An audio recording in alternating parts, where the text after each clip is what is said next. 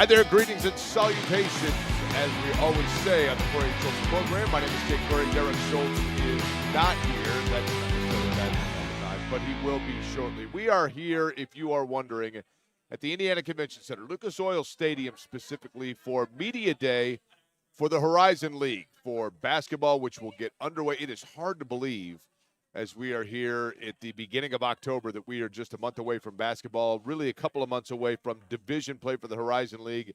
And what better way to get into all of that than to invite in a couple of the players that will be front and center all season long, including from right here in Indianapolis. From IU Indy, the Jaguars, joining me here. Both of these players, by the way, are experiencing for the first time Horizon League play, but we'll get into that more in just a second. Finley Woodward comes to us from the United Kingdom. I'm going to test my British accent. How's that? Let's hear it. Let's hear it. Well, do you like the Beatles? That's a terrible British accent, I realize. But you're joined by your now teammate, Jackson Edwards, who comes, in Jackson's case, by way of St. Bonaventure and Cathedral High School, so familiar with Indianapolis. Finley, you are a little bit different because you decided to be one of, I believe, 4 players that are coming with your head coach to IU Indy, and coming from a program that's been very successful and now trying to put your stamp on it here in terms of what Coach Hallett was trying to do and bring to IU Indy. So let's begin with that. We'll begin with you. This style of play that you are used to now that you're going to be bringing here to Indianapolis, what are people going to be seeing out of the Jags? Honestly, just an extremely high tempo pace of play that you don't really see ever. And I think we're going to be the first team in the Division I level to really play at this pace, and it's going to be really exciting for everyone who comes to watch us. It's going to be hard to scout when you're playing against us. So for those that are, let's say, in my age range, okay, but when you look at college basketball historically, and I'm sure you've probably heard these references, okay, but Grinnell on a smaller level is a team that plays just constant up and down. Loyola Marymount is the team that I think of when I think of, like, in the early 90s, and the level of play they played, where it was literally, you didn't want to do more than, like, say, 3 passes in a set and go. I mean, is that essentially what we're looking at, or is there a method to the madness, so to speak? I think there's definitely a method. We're just trying to find the best shot as soon as possible. But, I mean, we play with 10 guys who can all space the floor, dribble, pass, shoot, and it just makes the game so much easier when you're playing with guys that can make the right decisions, and we're just playing in unison, so we practice that a lot in practice. So. Okay, so Jackson, let's get to you. You grow up in Indianapolis, northeast side of town. You play at Cathedral. You go away to St. Bonaventure, but then what was it about, aside from being home, right? There's nothing like home, we know that, but this style and this system, how different is it going to be for you? I think for me, I think it gives me a lot of freedom to play my game. I think everybody really on the team gives them a lot of freedom, doesn't really put anybody in a box. So a set system where everybody has to do a certain role to be able to play. I think as long as you play hard and give it your all, you can be able to be successful in the system. Okay, so let me ask you this. How long have you guys known each other? About a couple months now. Since June, yeah. Okay, so, and I would imagine there is still that acclimation period, right? Mm-hmm. When you have a team where everybody is kind of coming together for the first time, and this is going to sound like a weird question, which is more important, getting to know each other off the floor and getting to know each other as people, or getting to know each other on the floor and knowing the basketball tendencies? Honestly, I think it's basketball first, because once you start clicking on the court, it makes the stuff off the court so much easier. Like, I mean, we've been on the same team in open gyms, we've been on opposite teams, and just being able to compete together and against each other just brings you a lot closer. So, when you play, Jackson, an open system like that, an open style, open gym, for example, probably more beneficial for you guys than a lot of programs, because I know a lot of times if you get let's say you got a program that runs nothing but a motion offense or a flex or whatever it may be, half-court sets, you get an open gym, nobody's setting up a half-court run, right? You're just out there running. So does this kind of introduce you to what we're going to see in the game itself? Yes. Yeah, for sure. But yet there is a method to it, correct? There is a method. I think it's definitely structured. It's a lot of freedom, but it's definitely a good structure, I would say. So take me through, and I know we're going to test you here, right? Because it's still a new system for you. once the ball's inbounded and you're playing a set, so to speak, the IU Indy of 2025 is going to look how? Instead of just saying fast-paced, what is the actual, I guess, structure of the offense? Um, I would say just get and go. That's probably the two words to describe it. Get the ball off a rebound, get it and go. Throw it up to the fastest person you can. Try to score as fast as possible, the easiest possible. It's a whole. It takes 10 guys to really win a game. So I think it just takes everybody really. Now, Finley, you grew up in England, right? Yep. And I'm going to assume, I know soccer's huge in England, right? Yeah, big time. Hockey's probably not, right? Nope. But if you watch a hockey game, match, whichever way you want to call it, it's interesting because it is so fast-paced and so furious in hockey that all of a sudden you do what they call a shift change, and four guys are hopping over the wall and just running in, right? Mm-hmm. It sounds to me like that's a little bit of what you guys do, in the fact that if you are facing IU Indy, you better be ready because you're going to be seeing at least like three fresh guys all the time. Is that fair? Definitely. I mean, the way we do it is just because we're playing such a fast pace, it's like you want to keep guys fresh, and our press or however we play isn't going to work if guys are getting tired. So 5 on, 5 off, it's quite frequent within our substitution pattern. So it honestly plays to our benefit, especially when we're deep on the bench. Like we can have no drop off from the first 5 guys to the second 5 guys. For those that don't know, by the way, IU Indy and the Jaguars, formerly IUPUI, now IU Indy, we know that much. But when they went for a new basketball coach, Ben Hallett is the guy that they went out and found from West Liberty, 217 and 37. So the record speaks for itself. But the style that he's bringing with him now as a first-year coach at IU Indy is exactly what we're talking about. And Finley is one of a handful of players who have come along with the coach here to IU Indy. What was that meeting like, Finley, when Coach first sat down with you guys of, hey, I've got an opportunity here at the Division I level, and then what was the sales speech, if you will, to get you guys to come on board with it? I mean, it honestly didn't take a lot. I mean, for me, I just want to be with a coach who believes in my game and has recruited me from day one. Even if he was going to another Division II school, I would have gone with him. It's all about the relationship I have with my coach. It's important, and he develops that really early on because with the way we play, it's based on a lot of trust. He's trusting us to have the freedom to make the right decisions and stuff. So I wouldn't have it any other way. I want to play for him, and that's it. How do he find you? You know, I mean, honestly, like how does a guy from England on the west side of England, if I'm not mistaken, about an hour and a half from London, how do you find your way to Indianapolis? So I actually did a prep year in Ohio, Northeast Ohio, at a school called Spire Academy. And he managed to catch me out of practice one time. And since then, we started developing a relationship. That was very early on in my senior year. And then since then, we just continued talking, recruiting me. And since then, it's no one else I'd want to play for. Okay, now, Jackson, you're a little bit easier because how does he find you? Well, if he talked to people in the area, you're a guy that had success at Cathedral. You won at Cathedral. You tasted that success at Cathedral. How much can that translate over just that the Indiana basketball championship pedigree level into this level? I think really it just has to go on with the mentality. You got to always have the mentality. You want to be a winner. Nobody wants to lose over and over, especially coming back home to my home city. I won before I left as a senior, and I want to win coming back as a senior again. Was it good for you to be away from home? I think it was a good thing for me I think it definitely builds character, builds a lot of confidence to your personality, but it definitely feels good to come back home. Home is home, right? Yes, sir. What was it about? I'll put it to you this way. Would you have come back to play and be a Jaguar and play at IU Indy regardless of the change? Was it about just kind of getting back home again, or was it this system, this coach, this regime that was of intrigue to you? It was a lot about, I would say, getting back home, be able to come back to be able to play my game, but being able to have this coaching change is a great benefit because he understands the way that I want to play and he understands the way I need to be able to be played. So I think it's definitely a bonus with Coach Hallett coming in. You know, one of the things that's interesting for either one of you guys, I'll let you guys, either one of you, and maybe, Finley, this would be more for you because you've been in the system.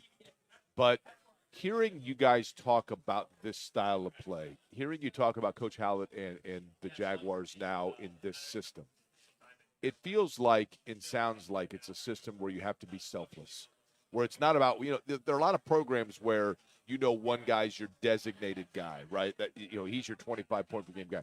With you guys, it's just this rotation going through. So how much do you have to kind of sacrifice self for the overall? I mean, we talk about that all the time. We talk about team.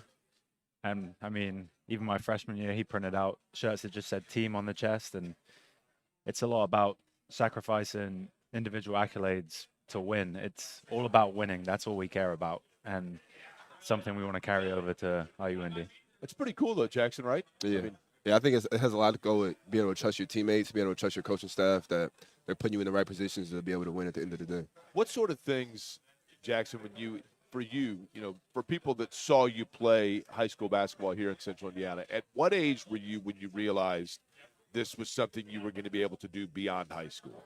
I think probably my sophomore year, after my injury, I started to definitely take it more seriously and being able to see what I could do in my game and, like, take it to different levels with AAU and just people I've played against and stuff like that. Do you have a certain spot on the floor that you're most comfortable? I'd probably say the right wing, my favorite spot for sure. Like, you did not hesitate in that answer, right? And so on the right wing, when you talk about that, are you talking about because of the angles to get you to the basket, or in terms of your shot, that's where you're most comfortable? I think in terms of everything, so you got the angles, get to the basket. You got angles on the other side. You can set up your three-point shooters on the left side.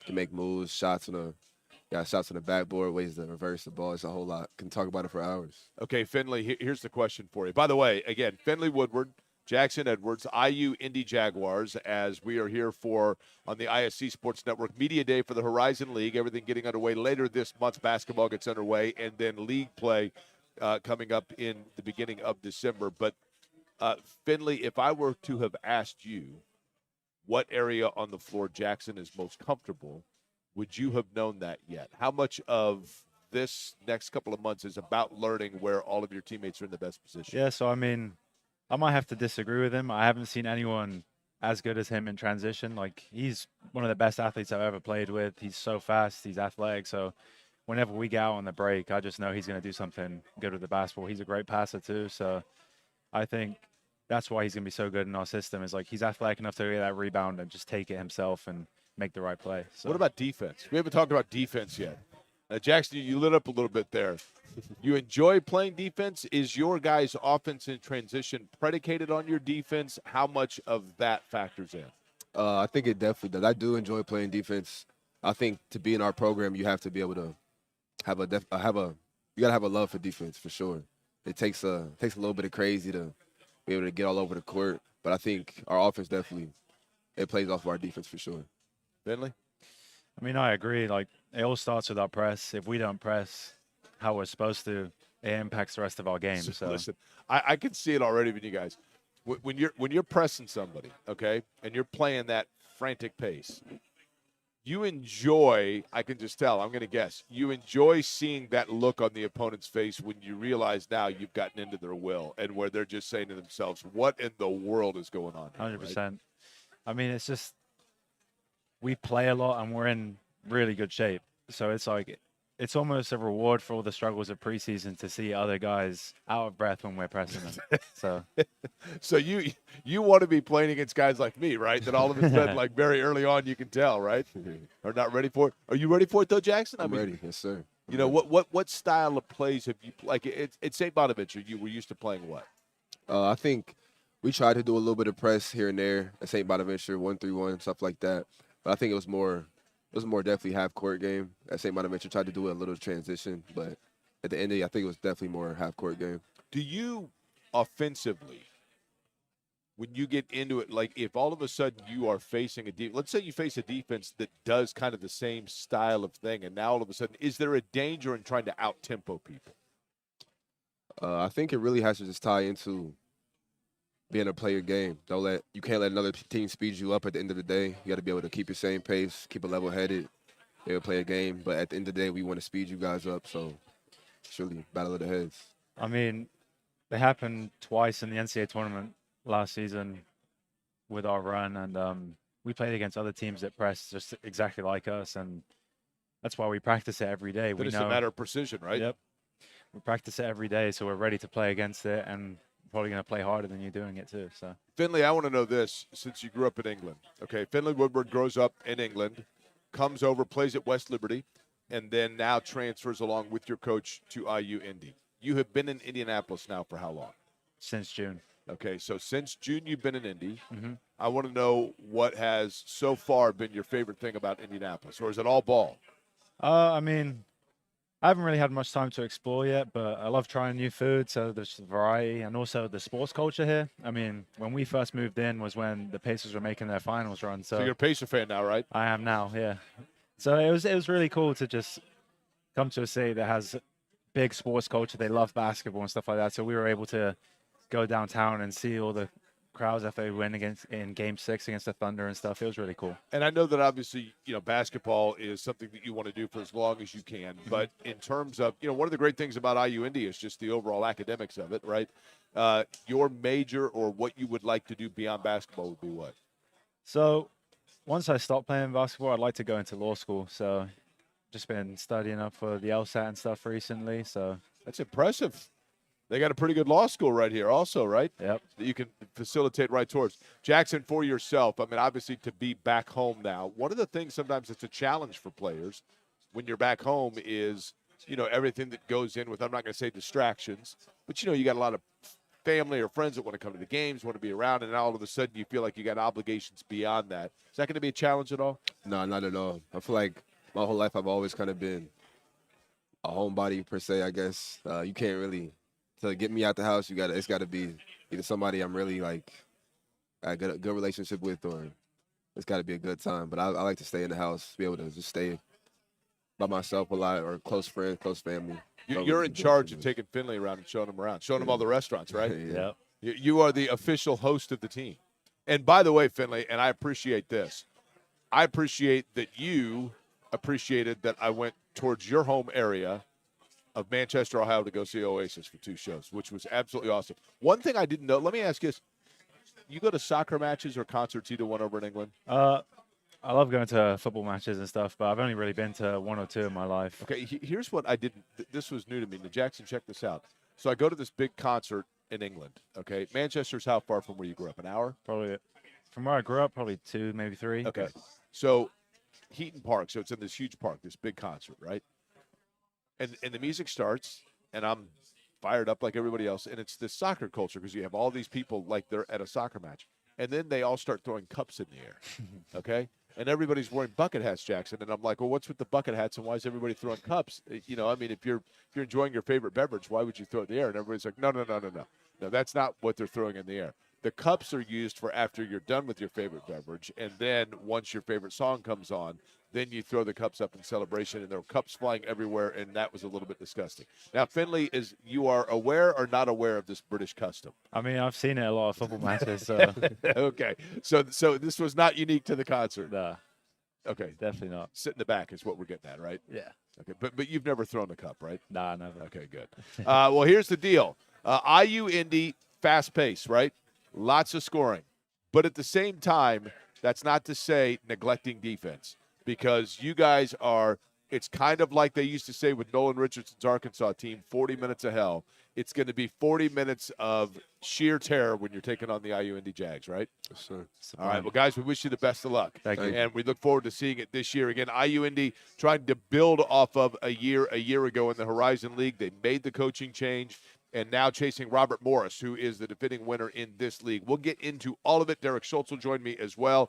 We'll talk to different coaches, different figures, and try to get a read on exactly what's going to happen beyond just the IU Indy Jags and their new look. As we return here on the ISC Sports Network, it is Media Day for the Horizon League for the 2025-2026 basketball season, and you're watching it on the ISC Sports Network.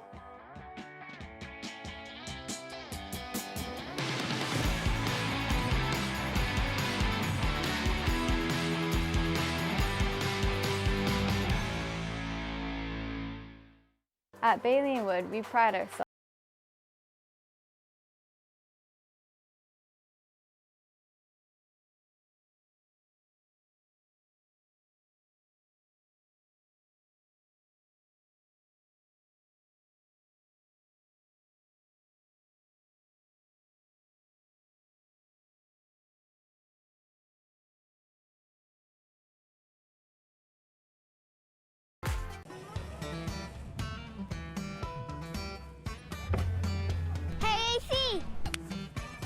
Nice snap. Mortgages and snap. Duh. Bailey and Wood, a lending hand for Wish TV Sports.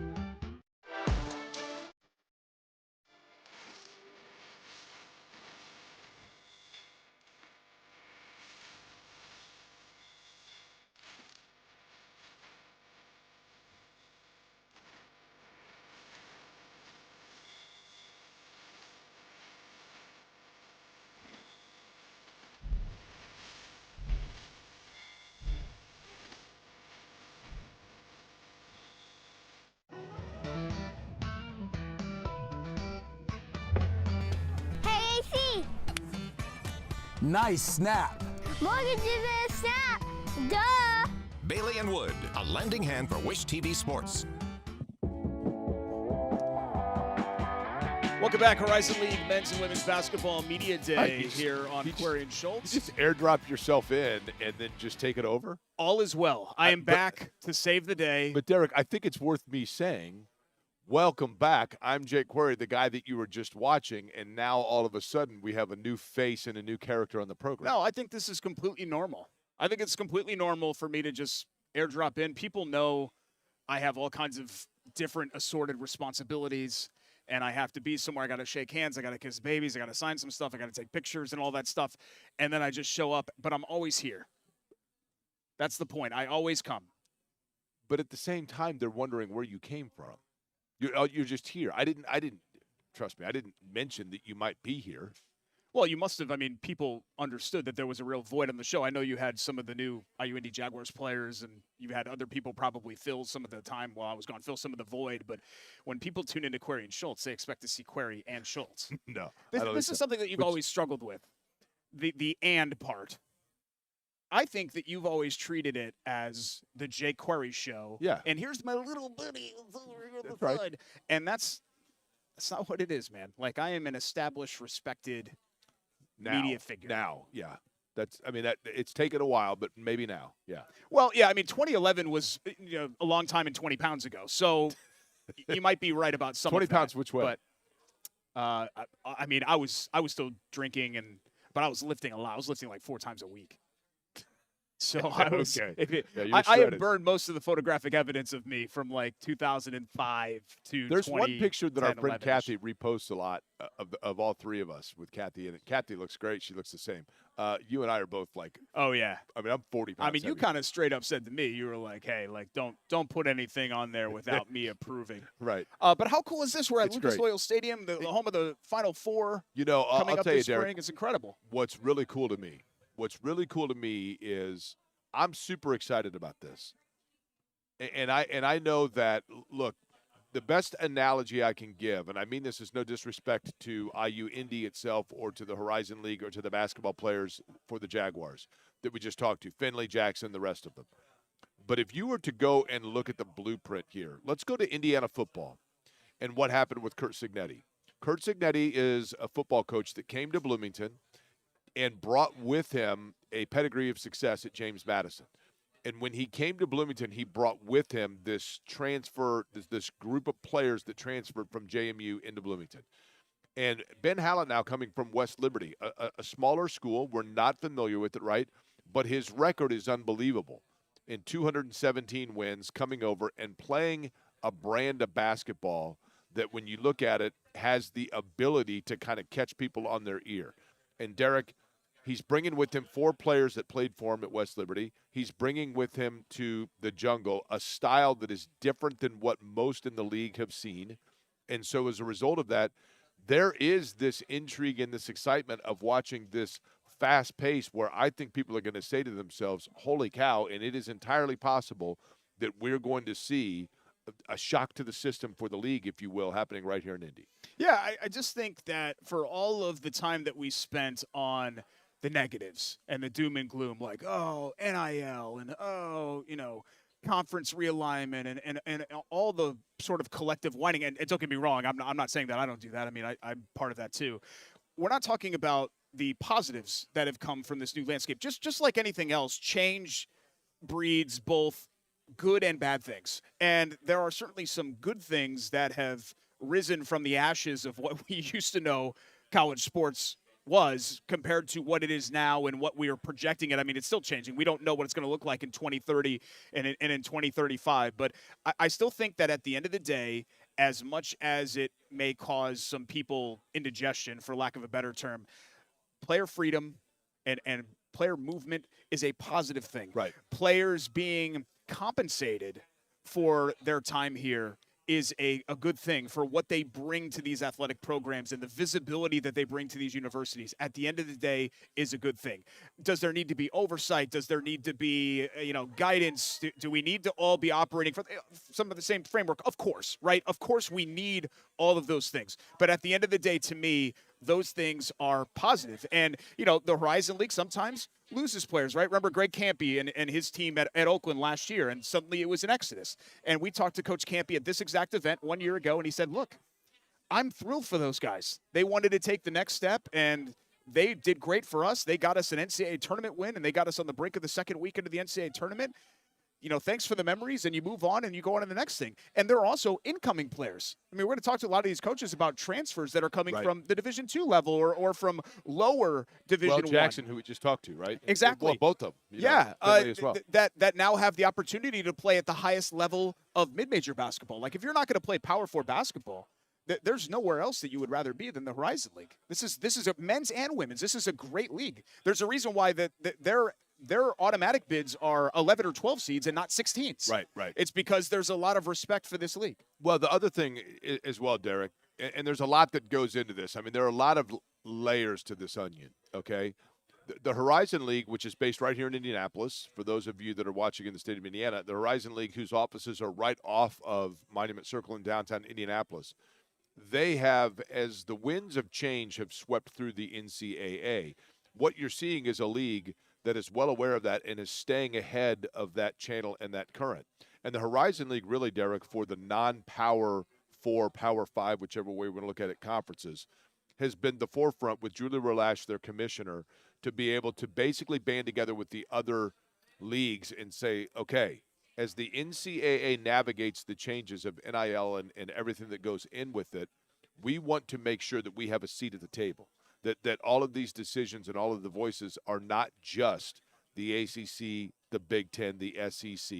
We want to make sure that we also have a voice. And so this, if you will, collaboration, this unity of those leagues coming together, spearheaded by the Horizon League, I think is a very important aspect of this to make sure, not unlike on this show, right, to make sure that the smaller league has, the same representation as the power leagues in terms of the public perception. Yeah, but if you say something the wrong way and in the wrong tone to the smaller league, then the smaller league could pop the power league right in the jaw. Well, we saw that like Oakland and Kentucky. Yeah, right? we saw exactly. that. We he saw started that sort of thing threes, right? As far as that's concerned. But no, and I think another advantage that the Horizon has is that you can laser focus on basketball. Because I know Youngstown State, there are programs that have football teams, but not on the FBS level, right? Whereas, you think about it. I believe Robert Morris and Youngstown, right? Yeah, I'm going back a ways a little bit, but think about, people don't realize this because they ended up winning back-to-back championships. But think about where UConn was 10 years ago. And they were making decisions based on football, which was the wrong thing to do. They ended up in a league that they had no business being in. They were playing like Tulsa and all of that. They're hemorrhaging money as an athletic department. They're playing like, teams that South Florida, teams that their fan base doesn't care about. And then they realize, whoa, wait a minute here. People know UConn for basketball. Right. We got to, recalibrate and make this decision. They hired Dan Hurley, and the rest is history. And now they're a power program again. Yeah, they still have a football team, but nobody cares about UConn football, right? With the Horizon League, you don't have this conflict of interest. You're focusing on your prominent sports. And the Horizon League has other prominent sports as well, but known for basketball kind of as the revenue sport for them, and they can make those decisions accordingly. So I'm looking forward. We're going to talk to Julie Relash later today. And I feel a little bit bad for Julie because every time we have her on the show, we have her sit right here and we're like, all right, tell us the current state of college athletics. Right. It's like, we're kind of putting her on the spot, but she is such a sports leader, and I'm talking sports leader, not just a Horizon League leader. Like when you think of the sports leaders in Indianapolis and you're making a list of 10 people, she's on that list. Absolutely. She's on there. Right. And she's not going to say that, but she's on that list. And so I'm interested to hear, every single year we come back out here, and every single year there's something new, where this league is, where she thinks it's going, and just in general, this level of college athletics is going. But what I appreciate about the Horizon is that they have always sort of understood how to maximize their lane. And I don't mean stay in their lane, like stay down there, you're a mid-major, like stay there. But having events like this and having the big-time atmosphere with the small-time charm, I think they strike that balance. Right, I would agree with that. And they allow, we're looking around at some of the basketball players that are walking through and the student athletes, like, you're in an NFL stadium doing this. You're not in some, like, in small addition college to that, gym in Derek, the middle of nowhere. They, look at what they've been able to do in terms of bringing the Horizon League championships. And I love this. It starts out the championship week, right? Yeah. In terms of getting a team to punch their ticket to the NCAA tournament and doing that in Indianapolis. And I say this all the time when talking about IU Indy, but it's true, whether it be, for example, my buddy Sam, who was a young guy that I met in coaching him in basketball when he was in the 5th grade. And Sam, I've stayed in touch with, as he's grown into a young adult. And we had a great time a couple of years ago when he and his buddy, and I took them out and I said, let's just go watch the Horizon League tournament at the Coliseum. And so here are two guys that are able to watch high-level basketball with the NCAA tournament at stake right here in our backyard of Indianapolis. But then in addition to that, you now have the Final Fours, not just the Division I level, but the championships at each level for basketball this year being settled in the city of Indianapolis. That is largely because of the fact that you have a major league that is epicentered right here in the middle of town, and then obviously the NCAA. But the partnership between those two is what makes this work. Every men's basketball trophy that will be raised this season will be raised somewhere in Indianapolis, which is pretty cool. Right. And I think they recognize that. Having the headquarters, the NCAA headquarters here, it was a little bit awkward not having a league also headquartered here, right? So it was like, let's lean into that. And I think that's been a great partnership as well when you talk about those things. But Northern Illinois coming to the league, so it'll be a dozen starting next year, so the 26-27 year. And we've already seen what Robert Morris has brought to the table as a new-ish member and going to the NCAA tournament last year and pushing Alabama and winning 16 of 17 at one point that year. So all positive things. If you're not growing, you're fading, right? Is that, or you're dying? Is that what it is? You're not growing, you're dying? I don't want to say dying. That seems too final. But I think the powers that be at the Horizon League have sort of understood being proactive and all of that. It reminds me a lot of my career where let me ask you this. What did they say to you in 4th grade when you weren't growing? Well, they took me to a testosterone clinic, my parents. But that was when I was older. That was when I was in 10th grade. Okay. Because. So you were going to a low T center? No, it's just the way my mom explained it to me was the puberty train was just a little bit late coming to the station. So we were trying to chug it along. And so we did some research and tried to figure out ways to sort of get that train not only to the station, but to actually like get the train moving. And luckily it didn't end up happening. I grew 6 inches between, I was under 5 feet tall until I was 16. And then I grew 6 inches between my 16th and 17th birthday. Started smoking menthol cigarettes. I don't know if that had anything to do with this one. And ended up, growing into a nice. How did that help the growth? A short king. 5'7", short king. 5'7" with shoes on. So you'd be 5'10" without the menthols. Maybe. Yeah, there were probably other substances that may have stunted my growth during that time, but that's one that I pointed to there. Speaking of growth, and you mentioned this, and you and I have talked about this a lot, but to me, it really was telling. 2 years ago, we went to a game to go watch then IUPUI, now IUND. I know exactly the story that you're going to tell. Taking on Robert Morris. Yeah. And we're sitting across from the Robert Morris bench, and I don't even recall where the flow of the game. But you're watching, and Derek, I think there's such a lesson for young people, for business people, all aspects, all walks. I think there's such a lesson in this. We're watching this game, and Robert Morris was new to the league. They had a lot of transfer players, a lot of guys that were probably getting to know one another, and they were not necessarily, they had not by any means found the success that we see in terms of what you see right now Yeah. with Robert Morris. And you and I looked at each other halfway through it, and we're like, look at this. They are literally standing up and applauding on every play. They are giving high fives to one another after every timeout. They are cheering their teammates with every possession, literally every possession. And there was this solidarity about it that you and I were uber impressed with. And then a year later, they are literally one of the darlings of college basketball. There's no coincidence there in that, right? But you could just see in all walks the lessons that could be learned in terms of this new acclimation period for Robert Morris and how they went about doing it. Yeah, I mean, it was a 1 o'clock tip on a late January afternoon. They were still IUPUI at that time. They're at the bottom of the league standings, right? So they're struggling for attendance. There were a couple of hundred people probably in the building. Robert Morris was trying to stay out of the basement too. I think they had like a 2-5 something league record. And you're thinking to yourself, okay, here are two teams that are downtrodden and they're not feeling great about themselves and all of that. And, you know, you look over to that sideline and they were congratulating each other when they'd come back to the bench. They were vocal. You could hear them. You could hear the bench. They were reacting to big plays. They were reacting. There was a play where their point guard dove on the floor, and the ball still went out of bounds.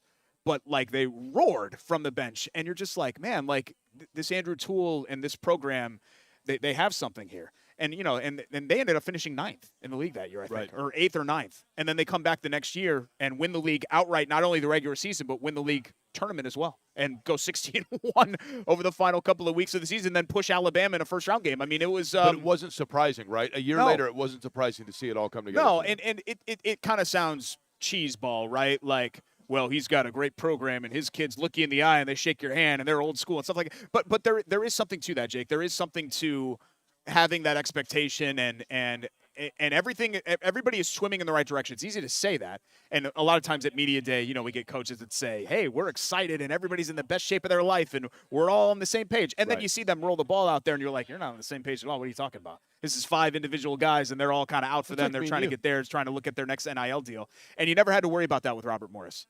And hopefully, I know that he was having to get on the bus, and they were supposed to head back earlier today. I'm not sure if we'll have Coach Toole or not, but I would tell him that if, you know, straight to his face. I mean, we were both super impressed. Totally. Well, the way this is working today, for those that are, you know, curious or unfamiliar with what exactly is happening here at Lucas Oil Stadium. So we are at Lucas Oil Stadium. It is media day for basketball for the Horizon League.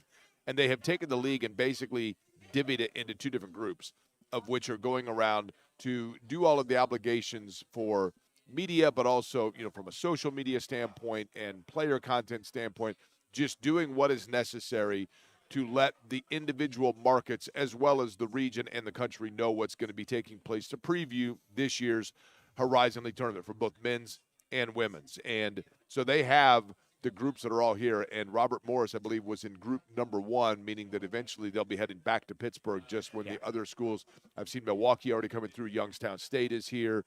So all of the teams will at some point be coming through here that represent the Horizon League. Yeah, and again, this is – and they were all on time, unlike Derek. That's true. If you play at Michigan State or IU or Purdue, you're used to doing stuff like this. For these kids – not all of them are used to doing stuff like this. So this is a great, you know, not only an experience thing. I mean, when you talk about NIL and things like that, a lot of times you're having to get up in front of crowds or talk or do media or whatever else. This is great sort of experiential learning for them on some of these opportunities off the court. And what I'm so impressed by when it comes to like this generation of players and 18 to 22-year-olds just kind of in general is that I feel like they know a lot more what they want at this age, and they're focused on attaining those goals. Whereas, like, when you and I were 19, I didn't know anything about anything until I was, like, 35. I don't know about you. I mean, that's kind of where I was in my life. 35 when you met me, so that would make sense, yes. And so, like, as much as there are trappings in this business model and whenever money's involved, right, you have to be careful with those things. I'm just impressed with the knowledge and the focus that you see from student athletes, and we can still, I think, call them student athletes on this level, whereas, you know, it seems kind of ridiculous to do that with Alabama football or somebody like that. What they employ and how they're able to kind of approach the day-to-day. Like these kids, I call them kids, they're young men, these young women, they all get it. I would agree with that. Yeah.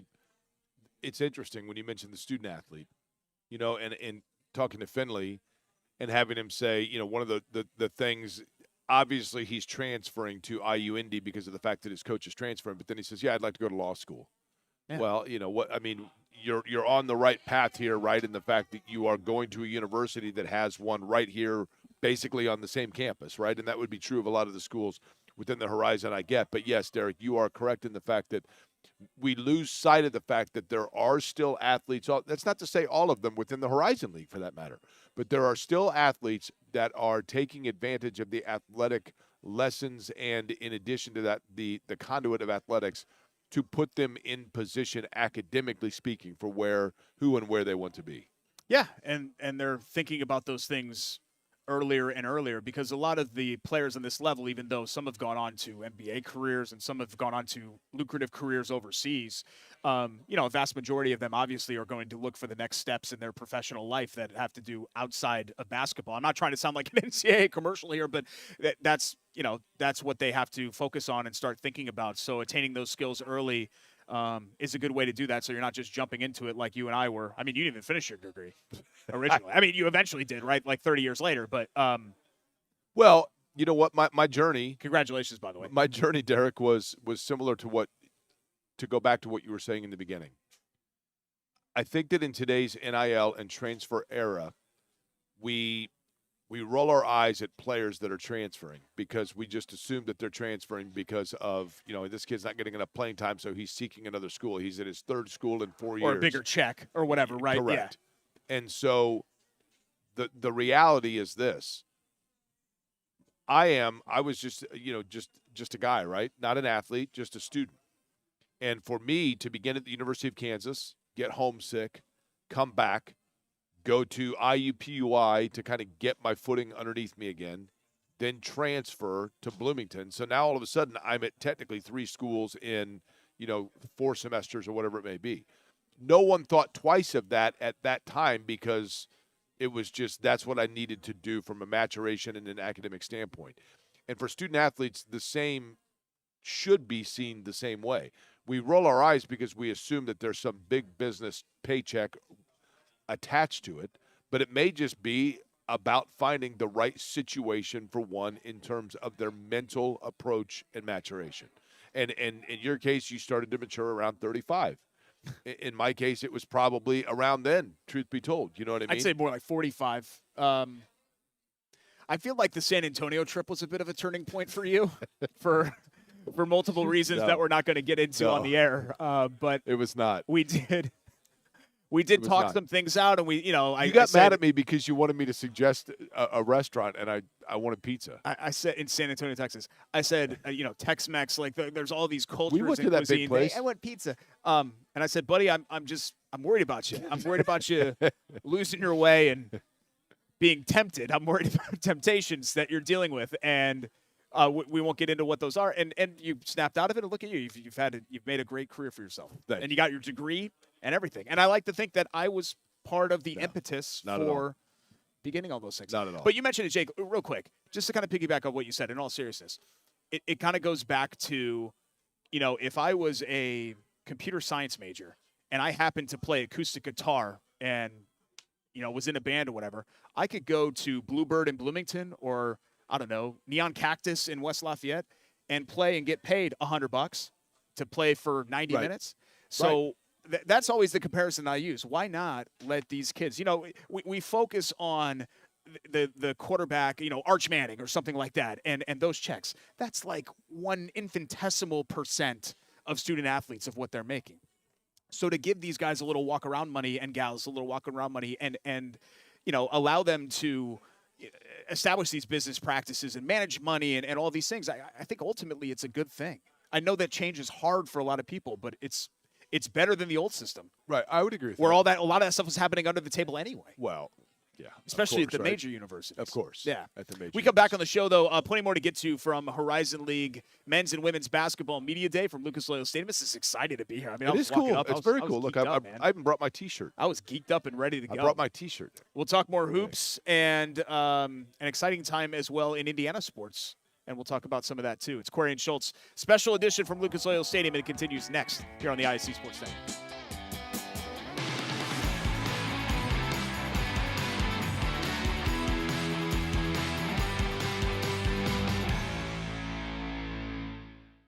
At Bailey and Wood,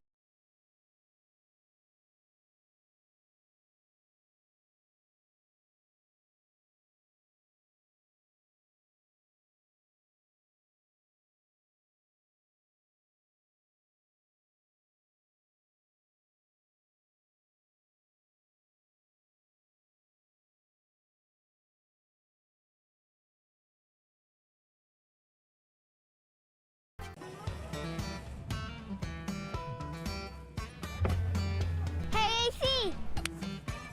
Nice snap. Mortgages and a snap. Duh. Bailey and Wood, a lending hand for Wish TV Sports. We gon' push it to the limit, we gon' rise together, side by side to the finish. Down the ride forever, when we ride, we gon' ride together. So together we ride, certified. It's together we ride, we gon' push it to the limit. We gon' rise together, side by side to the finish. Down the ride forever, when we ride, we gon' ride together. So together we ride, certified. It's together we ride, we gon' push it to the limit. We gon' rise together, side by side to the finish. Down the ride forever.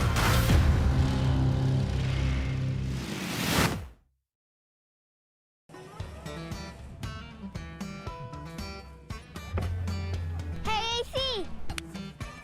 Nice snap. Mortgages and a snap. Duh. Bailey and Wood, a lending hand for Wish TV Sports. Hi, welcome back. It's Query and Schultz here on the ISC Sports Network alongside Jake What do you think, Query. Derek? Glasses on or off for me? I'm going glasses on. Which should I go with? Makes us look more learned, I feel like. It's a Hard. great word, learned. What about, top button or not top button? Sean Sullivan, who works with the Horizon Yeah, League, Sean's he's going been top button. He all looks the way very top fit. button guy.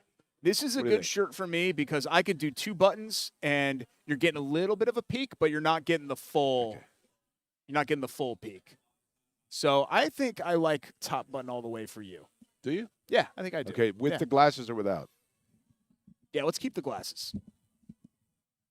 Let's keep the glasses. It makes you look more articulate and all of that. We're going to talk about this and the fact that we're here, with the men's basketball side of things, but also the women's basketball side of the house. This has been a great league for women's basketball. When you talk about, Green Bay and Yeah, Cleveland Green Bay's State had and a lot some of of the success. programs that have really made some noise over the last couple of years. But I just feel like, especially with where we sit today, and I understand that they lost that game last night. And Jake, I was thinking about this. You and I have been around long enough where we can kind of reach into that like historical dustbin and be like, what does this season, what does this team remind me of? Or what does this moment remind me of in Indiana sports? And I'm sitting there watching. Look, I had a Purdue press conference today. I've got a ton of things going on. And I was ready to go to bed, especially after the Yankees blew it against the Red Sox, and my wife's all happy. I was ready to go to bed at like 10:30 last night. And I was like, you know what? No, I'm going to sit up and I'm going to watch the Fever. And I'm thinking to myself, well, they're going to lose this game by 15, 17 points or whatever, right? They're going to run out of gas. And we've been waiting all season for them to run out of gas. And it's tight. They have a chance at the end. I'm not going to talk about the Aaliyah Boston rebound in regulation. It's not a foul, okay? It's not a foul in a decisive playoff game. I was surprised. seconds For left. those It's that not. are unfamiliar, Aaliyah Boston is going up with Jackie Young, I believe, Yeah. the from Princeton, Indiana, going up for a rebound late in the game. And there was side body contact. It's a play on. And I was a little bit surprised as they were reviewing it how adamant and just accepting the broadcasters were of like, well, yeah, this is a no-brainer. And Yeah, I'm like, it's the last minute of One of the broadcasters said, well, Aaliyah Boston jumped into her path. And I'm watching the replay, and I'm like, Aaliyah Boston's jumping up for the ball. Young's jumping up for the ball. They're both going for it. right. Each of them have an equal right to that basketball. That is an unclaimed basketball. It is, it's going through the air. Jackie Young doesn't have more of a right to that. Anyway, I don't want to get off track. They go into overtime, and, eventually they run out of gas because, God, the Aces are hitting, like, fadeaway three-pointers with one on the shot clock. And you're just like, God, really? And don't get me wrong, they have very good players, but some of that I was kind of like, come on, man. I don't know if it's comparable to anything that I've seen. I don't know what they did these final 6 weeks really compares to a Colts team, a Pacers team. I mean, what the Pacers just did, maybe. Yeah, but like overcoming. It's remarkable. It was almost like. Do you remember after the Mouse at the Palace, and the Pacers hosted Orlando in that next game, and it was like Jonathan Edwards and Jonathan Bender. It was like having that for 6 weeks. Do you remember who led them in scoring that game? What? Who led the Pacers in scoring in God. that game? I believe he had 29. I'm going to be mad that I don't get it. Was it Bender? I'm correct. I think it's Freddie Jones. Freddie Jones. Okay, I think you're right. Eddie Gill played, I remember. I was the audio gopher. That's what they used to call it. For WIBC back before 1070 existed. I was my senior year of college in 2004. And so my first experience in an NBA locker room was the 04-05 Pacers. She's talking about a baptism by fire. So the first couple of weeks of the season, it's J.O., it's Steven Jackson, it's Reggie's last year, right? And I'm like, oh, my God, this is amazing. And then for the next couple of weeks after the brawl, it's like, yeah, why don't you go talk to Eddie Gill? Why don't you go talk to Freddie Jones? Britton Johnson and no offense has to those to guys. say. And Eddie Gill's a great guy, and obviously he's on the broadcast team now. And Freddie Jones, has made his life in Indiana, right? Right. But it was a little bit, of a strange experience. But that's what the Fever went through this year. That's kind of what it reminds me of. And it's just this, overall, this extended, I don't even want to call it a moment. It's more like a movement that women's basketball is undergoing. And really, I think it goes back to, again, I'm going to mention San Antonio, but the Enrique shot for Notre Dame to win the championship. Or was that to win the championship or go to the championship? Win it, I think. Okay, I think it was, yeah. No, Carolina was to win it. Okay, it was Mississippi State, right, that she beat, wasn't it? I think that's right, I think that's right. Really from that until now, it's just this extended progress where it's shooting up like this, and it started with the college level, right? It's only now the tentacles are reaching. The WNBA was on an upward trajectory, but it was moving pretty slow, and now it's taken off. Women's college basketball is just Derek. from there. I think here's the thing. A couple of things last night for that Fever game that took place that kind of parlay into why we're here and talking about with Horizon League and college basketball and et cetera. The Fever over the course of the year, Caitlin Clark gets hurt, out for the year. Sophie Cunningham gets hurt, out for the year. Each time that they went out and acquired a player in replacement role, seemingly they were getting hurt and getting knocked out for the year. Because the WNBA is not a 32-team league, you have depth of available talent and players that can come in and immediately fill in and be, you can get a player, I hate to say off the street, but you could get a player off the street that they were able to put in, and, Sims is able to come in and have a huge monster night and get you 20-plus points in key games. There is talent that is out there because the depth of talent is deeper than the number of available teams. The same is true in college basketball. We look at it and we say that just because, you've got the ACC or the Big Ten, the depth of talent is there now with the year-round basketball at playing at young levels, that you have really good players in the Horizon League. You have really good players, at Robert Morris or at IU Indy or at, Purdue Fort Wayne, whatever it may be. The depth of talent is there. Last night, what you saw from the Fever standpoint was a resiliency unlike any that you see in a lot of places and a lot of teams, and you don't see that. I mean, that is a generational type thing, and by that I mean if you have a young person, they're going to remember like 15 years from now when their parents were pointing out to them this story of this team that has lost 5 key players, 7 key players over the course of the year, replugging them in, and then find themselves on the brink against a team that is looking for its, multiple championships, 2 of them in the last 3 years, et cetera. And you're going in on the road facing elimination, and you still dig deep. Your best player that you're using on the floor and your leading scorer over the course of the season gets hurt. You've got to dig even deeper, and yet they still go into overtime, and even in that overtime, they just did not go away. Derek, it was an impressive display of resiliency, of teamwork, of belief, and I think no matter what, you can always look towards it no matter what walk of life you're in, and find something that you can a lesson that can be had there. Yeah, I mean, you look out there at overtime, and it was like Asia Wilson and Chelsea Gray, and then you look on the overside, and it's Lexi Hull and 3 hardship players. Right. You know, I mean, Yes. Odyssey Sims has a great pedigree, right? But Odyssey Sims was on her couch when Right. the Fever called, and she's going to get a contract now. I mean, clearly, You think? what Yeah. she did here, I think, really kind of turns. Some Well, heads, and but- you have obviously with you only have 2 players under contract. The new collective bargaining. There's a lot that goes into that, right? And I'm not trying to knock the coast, and as somebody that came from the coast, sometimes I roll my eyes and stuff like that. But I think this season is far more appreciated. You think Connecticut's considered the coast? Yeah, I was on the water. Yeah, I mean, I but was you 10 minutes weren't. from the water. You weren't though. What? I mean, it's I mean, Long I Island Sound? I realize that like that it comes, but the coasts, like the whole like, I think the coast you got to have like 300 miles of coastline to be. I was on the considered East Coast, coast. dog. I don't know what's it. Connecticut you is were in the- mostly a lot of it is coastline. No, I get it, but it's not. It's Like not, if I said New Hampshire and I said East Coast, there's only that little tiny see, corner that's what I of mean. Hampton, But I think people- Portsmouth. Yeah, but like I got 2 bad miles. news for you. I think most people would consider it in that realm. More people would consider and associate Connecticut with like Vermont, New Hampshire, or Massachusetts than they do New York or even the Carolinas or that. Yeah, kind of thing.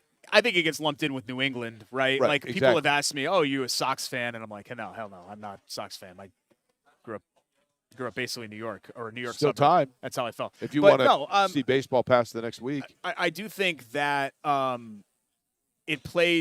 that team played better here than it would if that was the Sparks or that was the Liberty. It just does. People I would agree with here that.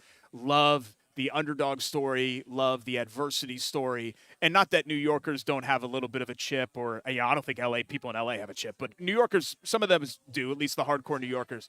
But I think this Fever story, it's the perfect story for here.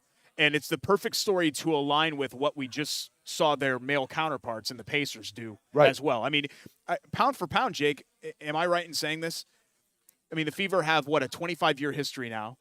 So you're talking about really just the 21st century. This was the best collective professional basketball season in Indianapolis history. yes, I It would has agree to be, with that. right? I would agree with that. I mean, the only other one that would come close, I guess, would be when Well, the and Fever I- won it in 2012 and the Pacers – did they go to the conference? They went to the conference finals that year, right, in 12. Yeah, that's, but it does feel different, right? But again, like I think that there is, and like they won the championship, right? But I think there is a lasting legacy of this Fever team that yes, they did not win the championship, but it's going to in the non-championship division. This is about as memorable of a season as you Right. can have. Fair. Because I do think that there are, it's a lot like how the Colts-Patriots game is far more memorable than the Super Bowl. The Super Bowl was a slop fest. It was rainy. It was a coronation of the Colts. I was watching it differently because I wasn't emotionally invested in the Colts, but there was no question in my mind throughout that game that the Colts are going to win. Even when Hester ran back the opening kickoff, I was like, who cares? So the Colts are going to win, 35-7 now. And I guess the final score was tighter than that. But it's so funny. You talk to people, what is your favorite moment in Colts history? Nobody even remembers that Kelvin Hayden had a pick six in that game. I always felt bad for that dude. Yeah, you're That right. should be a monumental play, a pick six to essentially seal the Super Bowl. Nobody cares really about that play. I just think the Fever, because of their fight this year, I think that is a far-reaching legacy that Let me ask you, they didn't need to win the championship. who has the more memorable play in a Super Bowl in this town? Reggie Wayne, Kelvin Hayden, Hank Baskett. Come on, man. I'm Come just on. saying. But what I'm saying is it's interesting. Yeah. Which play do most people remember? Well, I think Hank Baskett. Right. Sadly. Right. I'd put Wayne 2. And then I'd put Kelvin Hayden 3. Did I ever tell you about my Kelvin Hayden story? So a guy that I'm not going to say who his name is. He's younger than me, a couple years younger than me, but a prominent figure in my life, one of my closest friends. Do I know the guy? You said I know Yes. the guy? He Do I was like in him? Bloomington. He watched the Super Bowl at Yogi's. I was watching the Super Bowl at Brad's Blast Flamingo with my roommate. He won a color TV during a raffle at halftime. Not my choice to go to Brad's Brass to watch the, people kept asking me for a dance, and I'm like, ma'am, I'm trying to watch the football game. Please move out of my way. Anyway. How many people were at that viewing party? Oh, I'd say at least 13 or 14. Yeah. Well, we didn't look inside the VIP. Well, I did. I made the mistake of looking inside the VIP area, and then I quickly exited the VIP. I just ducked my head in, and I was like, "Oh boy." But anyway, what was I talking about? The Kelvin Hayden interception, yes, and pick six. And my buddy was at Yoki's, and he's 21 or whatever, and he's celebrating the Colts win, and he's having one too many, and he doesn't remember the second half of the Super Bowl. And he woke up the next morning, and I was crashing on. He was crashing at an apartment of a buddies of mine, and I drove down there the next morning, and I was like, "Hey man, can you believe that Hayden interception and all that?" And he's like, "What are you talking about?" I was like, "Yeah, Kelvin Hayden had a pick six to like clinch the game." He's like, "Nah, man, I blacked out. I don't remember any of the second half." And I'm like, "Bud, like the Colts just won a Super Bowl for the first time in your life as an Indianapolis Colts fan. What do you mean you don't remember?" And he's like, "Well, it's not like this is going to be the only one." And here we are 20 years later, and it's been the only one. Who thought that was a good place to go watch the game? Well, Yogi's is a great. No, not R.I.P. that. to Where Yogi's. you were. Why would you not have gone to Yogi's with the rest of the group? My roommate, who you also know very well, was the one that chose that. I'm not going to name names. I was like, "Where do you want to go to watch the game?" And I was thinking he was going to say, B-Dubs or like Ale Emporium. Was this the one that wanted to fight me? No, because they're clearly there No, is nobody, a track record of poor decision making. Somebody, this is what. Well, I mean, Eric, the one that wanted to fight you, was an IU friend too. But this is in that same group, a prominent figure in my life, like the Mike Byron of my life. Did I just recently meet him? Yes. At Hoagies and Hops? Okay. Yep. But don't say his name. Yeah. I'm not going to say his name. That's the one that missed the Super Bowl? He doesn't remember. Does not remember the second half of the all right, fair enough. Super Bowl. But yeah, I mean, this Fever team and just the momentum of the Indiana sports season. The Colts are 3-1. IU football, Purdue men's basketball is probably going to be preseason number one. It's the late teens and early 20s were not really a great time to be a Central Indiana sports fan, right. and it feels like it's becoming a really good time to be one again. And again, Final Four is all right here, right? Yeah, that too. And that's gonna exciting. make it cool. Indy hasn't had a real Final Four here since 2015 because the COVID year was You're so right. awkward and weird, and we did a great job under the the city did a great job under the circumstances, but that was a strange deal, and it'll be nice to have a normal Final Four, and then in 29 too, right? 26 and 29, I think, are the next two that they're getting. Yep. And And then the women's Final Four will be here and at Lucas Oil. Did you see that? They Yeah. just announced that I think yesterday. Correct. So it's normally at Gamebridge, and they know that they're going to need more of a seating 16,000 capacity. seats, I think. Yeah. Yeah. Yep. Which is great too. We come back on the show, hour number 2 of our special edition of Query and Schultz from the Horizon League men's and women's basketball media day here at Lucas Oil Stadium. We'll talk to some more players and coaches and get you set for some hoops. Hard to believe the season's already here as the calendar best. turns The to best. October. It's Query and Schultz here on the IC Sports Network. Don't go anywhere.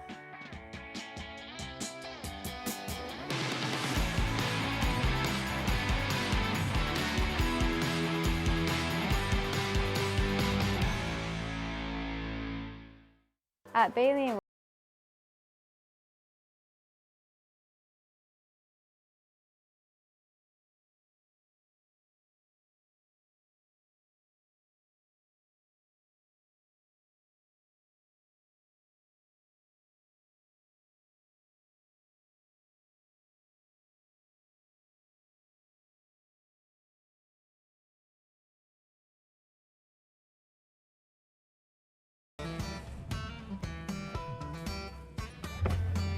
Hey, AC. Nice snap. Mortgages and a snap. Duh. Bailey and Wood, a lending hand for Wish TV Sports.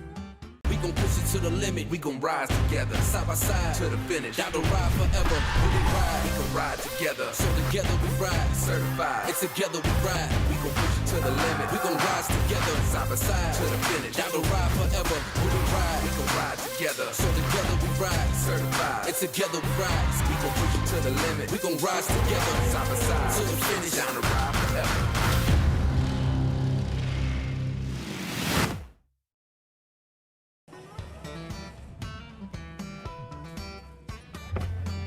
Hey, AC. Nice snap. Mortgages and a snap. Duh. Bailey and Wood, a lending hand for Wish TV Sports. Lucas Oil Stadium, the home of the 2026 Men's Basketball Final Four. We are here for the Horizon League Men's and Women's Basketball Media Day, and joining us now is the grand poobah of everything that's going on here. She single-handedly put this event on by herself and had no help at all. Right, Julie Roash? Is that correct? That is that's totally fake news. I don't think Grand Poobah is the title. The master of ceremonies. Okay, that's fine, but not Grand hardly. Poobah? I mean, come on, Derek. Did I get that on a badge or something? The most prominent figure at Lucas Oil Stadium. Definitely not. I mean, I'm sitting next to Jay Query. No, So. that is true. At least in his own mind. You talk about this all the time, Julie. Bringing the big time. Poobah, is that it? Yeah. Bringing the big time experience to your student athletes. And I didn't think you could one up yourself because we had a great time last year as well at the Coliseum. But here we are in an NFL stadium in the home of the Final Four. Well done. Thank you. Yeah, and it's a credit to our staff. Sean Sullivan is actually the master of ceremonies for this entire day. But our staff was here late last night setting up, here early this morning. This is what it's all about. We're trying to do a major experience. We started off, I don't know if you knew last night, we call it the Horizon League Celebration. So we had an event up in the quarterback suite. The teams all and coaches got to go down on the field. We've got the Horizon League logo on the big video board with all of our school logos and the ribbon. It was a bit of a takeover of Lucas Oil Stadium, which that's pretty cool. But one of the things, and I was talking about this, and I wanted you to expand on this, Julie. With the Final Fours here, I remember last year during the Horizon League Championships, they had the trophies up for, as Derek had mentioned, all the basketball trophies in college basketball this year that will be awarded in Indianapolis. Right. And listen, I know the NCAA is based here, but it is my assumption here that doesn't happen without having a league that is based here in town and having the Horizon League that's been able to say, we know how to do this, we will work with you as well, and follow that lead. Right? There has to be a marriage there that has brought all of this It is a partnership. You're right. And the Horizon League has been the proud host of the Final Fours now for 10. I think we've got 10 under our belt. I lived here for 3 weeks during the 2021 March Madness. I walked into the ESPN Plus room where they're broadcasting this morning and had a little bit of PTSD because I lived there for 3 weeks when we had 2 courts going. But you're absolutely right. And then yesterday we had the men's and women's trophies for the student athletes to take pictures with for Final Fours. But then we also just announced that not only are we going to host the women's Final Four here in 2028, but it's going to come back to the stadium. Yeah. So now we've got 3 Final Fours in this stadium over the next 4 years. That's amazing. And that also is obviously the result of, no disrespect to other venues, but the increased attention, popularity, and ticket potential for all of it, right? 100%. And the city. Obviously we get behind it, and I think it's really meaningful that in 2026 we're going to have Division 1, 2, and 3 here on the men's side, and then the same deal with the women in 2028. Which means we're just going to have basketball all around the city. So it's not just in the stadium, but it's the ticket power, to your point, the basketball love that our city and state have. That's why they're going to go to Cambridge and support D2 and D3. When we talked to you here last year, there was a ton of momentum around the league behind Greg Campy's Oakland team and on the doorstep of the second weekend and knocking off Kentucky. Now, there wasn't a win last year in the NCAA tournament, but still the way that Robert Morris and Green Bay performed, both against Alabama, which I always found to be kind of quirky and fun. Right. They both happen to play Alabama. And just the level of those teams, RMU ripping off 16 out of 17 and Green Bay only losing 1 league game the entire year. Do you still feel like that momentum behind the league is there and continuing as the most, the preeminent home for mid-major basketball? I do. And it's, I just had the chance to meet with all 22 coaches in the Colts locker room, which was a fun moment, by the way. But that's why. We do have, obviously, increased mobility here with the transfer portal. We also have some great student athletes coming back. And on top of that, though, we have great coaches. Mm-hmm. You mentioned Greg Campy. We've got Andy Toole. We've got Darren Horn. We have coaches with multi-year experience. Greg, the longest-standing D1 coach. But we have great coaches in this league up and down on the men's and women's side. I think it's interesting, Julie, when you look at the Horizon League, and we've talked about this, but the wind of change, which it feels to me like the winds of change of college athletics maybe are slowing down a little bit. I know it sounds crazy, but we're getting more acclimated to the NIL and the portal era, but it is still nonetheless a carousel that is spinning. I think it's interesting, and I wanted to give you the chance to expand on it, of the Horizon League basically stepping up to say, we're not going to allow this to simply be a Big Ten, ACC, SEC driving every decision level with the NCAA. What has the Horizon League done to be proactive, to combine with other leagues to say, listen, we get a seat at the table as well? Yeah, so the Horizon League, first of all, we've got the ace in the hole here with the Youngstown State president. Bill Johnson was a 13-year U.S. congressman, leaves his seat to take the presidency at Youngstown in January of 2024. I talked to him as all this is unfolding at the federal level and say, President Johnson, we don't really have strong mid-major representation. The NCAA is there, but they're frankly more tied to the A4, and we got to make sure that our interests are being represented. He said, you know what? If you're not at the table, you're on the menu. You're exactly right. And I said, I need you to present to our 22 commissioners who non-FBS and say that, but then also explain why we need to form this coalition. So he did. He's an effective leader and messenger. After that, we got 10 conferences to sign on, Horizon League included, and we've been leading the charge. One, to just meet with Congress to say, hey, here's where we overlap with the A4. We care about the big three things they do, like employment status. But here's some other issues that are important to us that we would ask you to consider as this legislation starts to unfold. And it's resonated. So could there be decisions or, whether it be legislation, NCAA rules, whatever it may be, was there concern that what was good for the goose was not necessarily good for the gander? And so therefore to make sure that your goose is there within the mix. Does that make sense how I'm asking it? Yeah, and there was and there is. And frankly, because we've been able to make inroads with Congress, it got the A4's attention to where last week at commissioner meetings, we were able to sit down with them and say, hey, we need more protections when it comes to the Division I membership standards so that those just don't get changed by the four of you in 5 years. Because right now they have the authority, and they agreed to that. We need protections with the governance structure so that if student athletes have increased representation, which I think is a good thing, that doesn't come at the sacrifice of the non-A4. They agreed to that. And we need protections that this current rule of everybody has 14 sports if you're non-FBS doesn't just change to 16 because that's where you guys are. And they agreed to that. So we said, if you're on board with those three things, then we will become more visibly on board with what's going on with the SCORE Act. And when you have a league that has, and I could be wrong in this, but I believe it's 2 football programs, right, amongst the Horizon League? Right, FCS. So when you have a league that doesn't have the football tie-in like the bigger conferences do, how much of a disadvantage could that be economically or in terms of that voice? And does this kind of nullify that difference? Well, I think on the one hand, it's an advantage because there's really no confusion as to we are a basketball league, and we can say that proudly and in a unified way because Youngstown State and Robert Morris, great football programs competing at the FCS level while also saying nationally we are a basketball brand, which to me, to have all of our 22, and 11 universities come together and say that means something. The economic disadvantage happens just because of the rise of football. I mean, the college football playoff has taken off, fantastic for FBS, but that has created a revenue disparity that gap's only growing.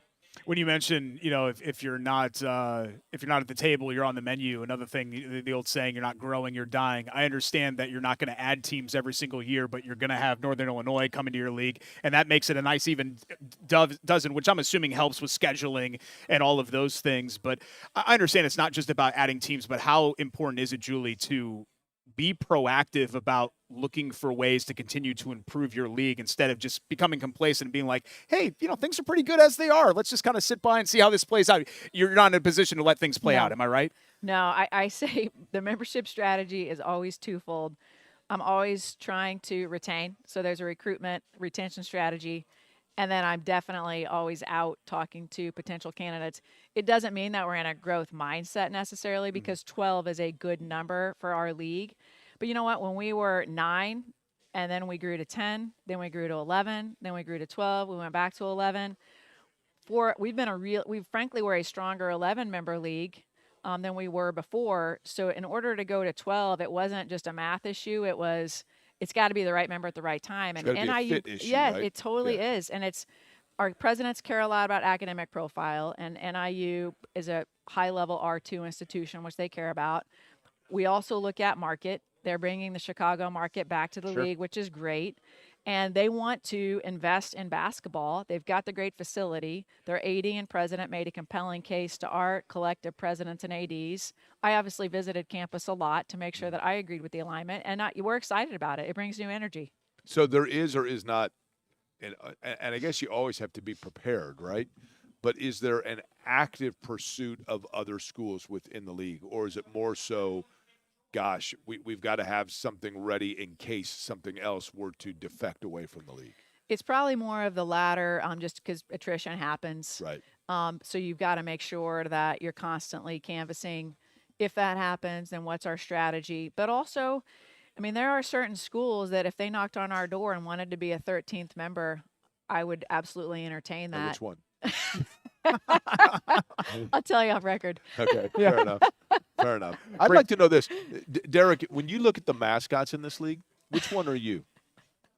Oh, that's a great question. You don't usually ask great questions. Well, thanks. I got to think on that a little bit. I know what you're going to say, like you're going to say penguin or something non-threatening, right? That's what you're going to say? Yeah. You're penguin, right? I got to think about Julie, what's Derek? If you think about the mascots in this league, what do we got? We got how about Norse? Like pretty well go. built and physically imposing. Got the beard. Got the beard. Yeah. Oh, you're not a Titan? Ooh, that's a good one too. Thank you for saying that. I appreciate that. Mastodon? Are you a mastodon? No, I don't think that. Well, I do have sorry to make you uncomfortable, Julie. I do have an incredible amount of body hair, so maybe that would work for mastodon. But yeah, that's not. No, I got to think about it. Yeah. Panther. Panthers are cool. How do you know all of these? You're just rattling them off. You thought about this, didn't you? Oh yeah, he absolutely has. Aren't there Raiders? Raiders, yeah, Wright State. Yeah, Raiders are cool. And their mascot's very good. It's probably my kid's favorite. Which one? I mean, if you had to say which of the two of us, what do we most represent? What would it be? I'm thinking the Grizz over here, Jake. Okay. Yeah. Listen. I mean, you smile, but you kind of have, a little bit of the. Yeah, have you ever seen him talk to a customer service rep? Oh my God. That's when the Grizzly I comes shaved this morning. Otherwise, that's when the Grizzly comes be out. there, right? Ooh. I'll take Grizz though. Grizzlies are cool. I like the Norse. This has to be, and we're not just saying this because you're sitting here. This has to be one of the best mascot leagues that there is, right? I mean, I think they're all hits. There are no skips as far as the kids say, as far as the mascots. So I've actually worn one of our mascot uniforms. They smell, right? Oh yeah, it's awful. It was like 110 degrees inside of it. Which one was it? We were trying to promote our esports championship, which you guys probably didn't know we had back when we were in Detroit. Oh wow. And we had a partnership. We were trying to figure out if that was going to be a 20th championship for us. So we had an esports competition. So I put on the Jazzy Jaguar, and another staff member put on the male Jaguar, and we were playing NBA 2K with the video behind us. Yeah, trying to pump up our esports. 5 minutes into it, you're thinking to yourself, I've got to get out of this. What have I right? done? Yes. I mean, those things are like, it's. You're right. It's like 1,000 degrees. Oh in my there, gosh, right? yes. But here's the thing. I've always wanted to be a mascot because when you are a mascot, when you're in that suit, you have carte blanche to do free whatever license. you want. Yeah. I mean, literally, like it's the only group that can go up and rub like a bald guy's head. Everybody thinks it's funny. You do that. You know what I mean? My best friend from high school. Did you meet Mark? He was the UConn Husky in 2004 when they won it, and he brought a disposable camera. The Final Four was in San Antonio that year, and he has no pictures of anybody cutting down the net because his giant paw is on the lens. But he has a championship ring. Him and the cheerleaders got championship ring, and not like the authentic one. Is it only to fit the paw? Like is the ring like this big? It's for his actual hand. That would be a problem. But yeah, Jonathan the Husky. Wait a minute. Paws don't have fingers, right? I mean, they have little ones, kind of, right? Well, yeah, you're right. They gave him a ring that he could wear as a human being. But a lot of the schools, like I know Purdue is like this, Oregon is like this, they're not allowed to say that they're one of the mascots until it's like a faux pas until you graduate. I went to the Purdue-Oregon game last year just to meet the duck.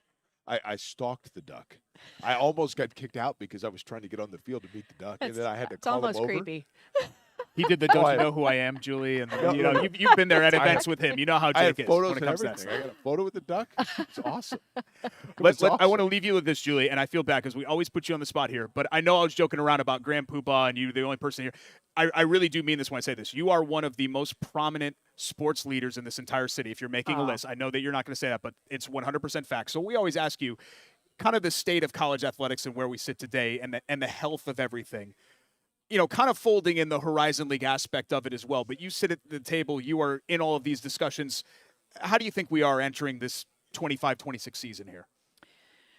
The Horizon League, I think, I mean, from a basketball standpoint, I think we're fantastic. Like, and I've talked to a lot of the coaches and said, shoot me straight. How you feeling about your roster? Because these rosters are for the most part new, and they're feeling good in an authentic way. Because frankly, we've embraced the new NIL landscape. Because of what's happening with Congress, I actually think, Jake, you said it, I think we are entering a period of stability with college sports. I think we're going to get over the finish line with some help from Congress to be very clear that student athletes are in fact not employees, while also recognizing they should get some money for their NIL and other aspects of what they're doing. Are we going to have to get to a point where they're made employees? I think that we're going to have at least a 5-year stabilizing period. Gotcha. I think when the next TV contracts get negotiated in 2032 and leading into that, that could open up the next big question. But I think we're going to have some stability for a bit. Next year, Media Day, we want mascot heads on the table. Let's do it. Sean, can we do that? The new name of the show, Grizzly. The Grizzly. And Each the segment will wear a different head. It was the Grizzly complimentary. They're mean, aren't they? Everybody loves Grizz. Okay. Grizzlies are great unless you go after their young. I think my grizzly bear knowledge is okay. Not a concern in my neighborhood, Yeah, right? and you keep them fed. That's okay. That part, yeah. As long as there are no young that we know of.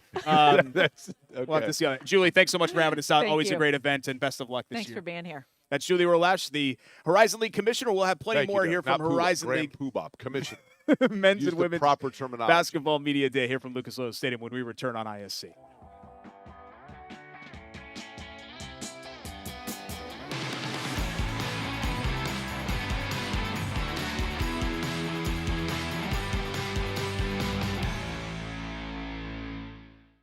At Bailey.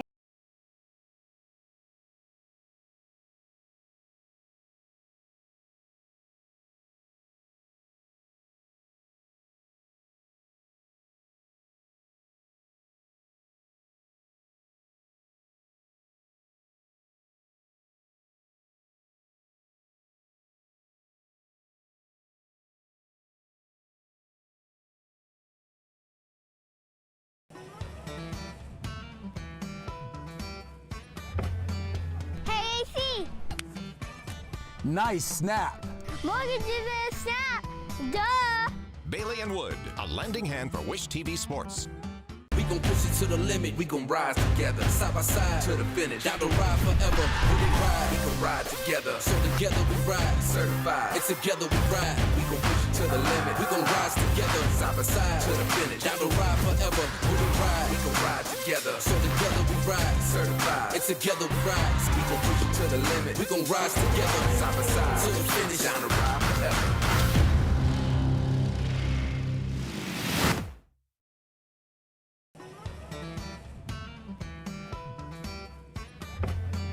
Hey, AC. Nice snap. Mortgage is a snap. Duh. Bailey and Wood, a lending hand for Wish TV Sports. Welcome back. It's Corey and Schultz here on the ISC Sports Network. Horizon League men's and basketball and women's basketball media day here at Lucas Oil Stadium. We're doing some on-air producing here. And just talked to the commissioner of the Horizon League, and Julie Rolash. And, of course, the men's and women's basketball coaches from the Horizon League are all here, including some from our very own state. He has been the head of Purdue Fort Wayne for many years. I'm not trying to make you feel old, John Kaufman, but thanks so much for joining us. And how exciting is this to be at the home of the Final Four in NFL Stadium?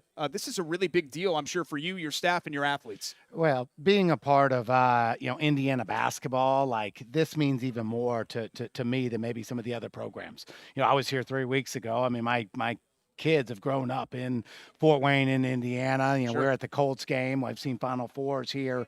It's cool. I mean, my staff, they're pumping out stuff, winningest mid-major program over the last decade in the state of Indiana, and it just means a lot. This is really cool. You've found a consistent level of success with that program, and we've kind of seen that here in this league where I think a lot of times people on the outside looking in are like, hey, why doesn't John Kaufman go to a Power 4 team or something like that? Or why doesn't Andrew Toole go to a Power 5 program? And I feel like you are an example, and just the coaches in this league are an example of finding success and happiness and, not needing to kind of chase that high of the Power 4 team and winning at a high level where you are here and facing a high level of competition that kind of scratches the itch for you as a coach. Am I right in saying? Yeah. Well, I mean, it's probably a little more complicated than that, but and I can't speak to Andy, but with my situation, like why mess up happy? And Yeah. I've been able to raise my family in Fort Wayne, and Fort Wayne has grown with me. I mean, it's amazing city, and I grew up in Atlanta. I was worked in finance in San Francisco after college. I coached at College of Charleston, at Stetson down Florida, up in New York at Colgate. Like I've been all over the country, and Fort Wayne is a really special place, and we've had a lot of success there, and the community has really backed us. It doesn't hurt that we won the league early in my tenure, and then we beat Indiana in back-to-back years. Yeah, that's right. And people have jumped on board with that, and so when you're going through the transformation of college basketball, I see great value in consistency of our community and the backing, and that's where you've seen kind of our growth and our following going like this, and that's a good thing. You mentioned that transformation. I mean, that's a great word for just where we are in this college basketball landscape. It's just transforming seemingly every year, and you're welcoming in a lot of new transfers, which is just, this is the world, people come, people go on all levels of college basketball right now.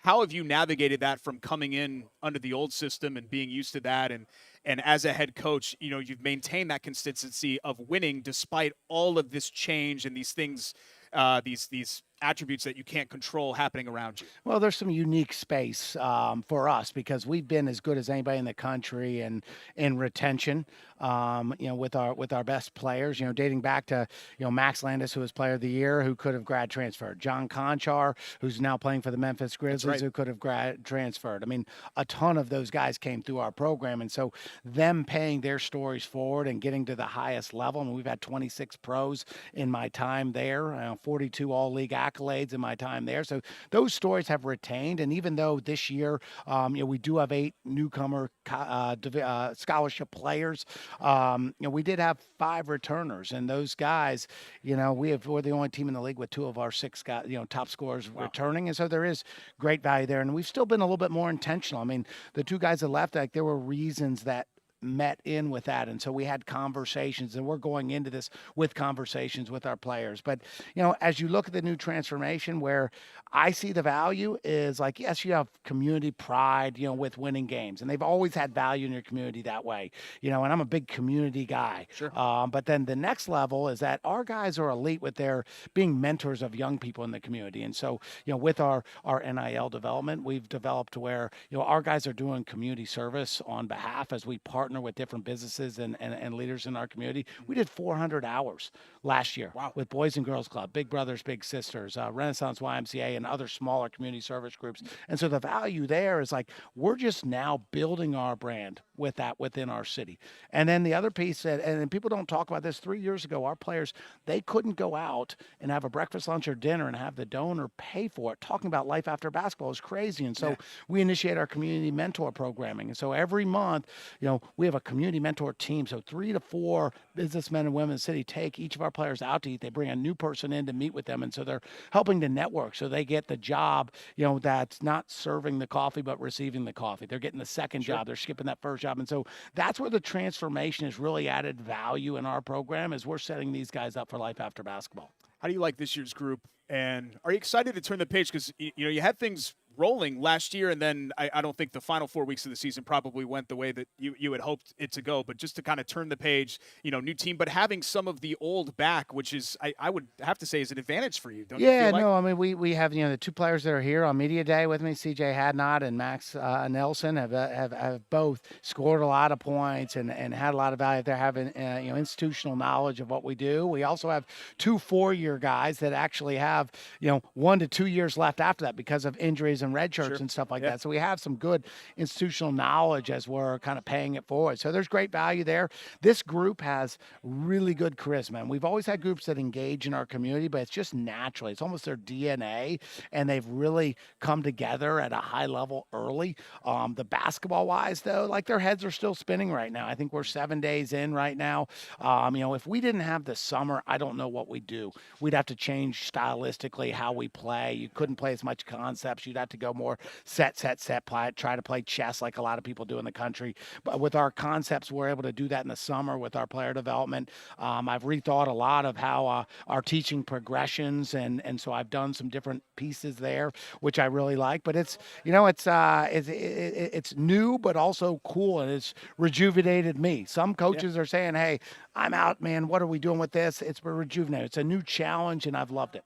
What's your relationship like with some of the other in-state coaches? I mean, obviously, when you think about the high level, you think about Matt Painter or Thad Mott and people like that. But even, Michael Lewis or Matthew Graves, there's a lot of great coaching in this state. And I know you guys kind of talk and connect and sometimes text and, hey, what do you think about this? What do you think about that? Even sometimes practices, you go to other practices and see, kind of how you're conducting the program and things like that.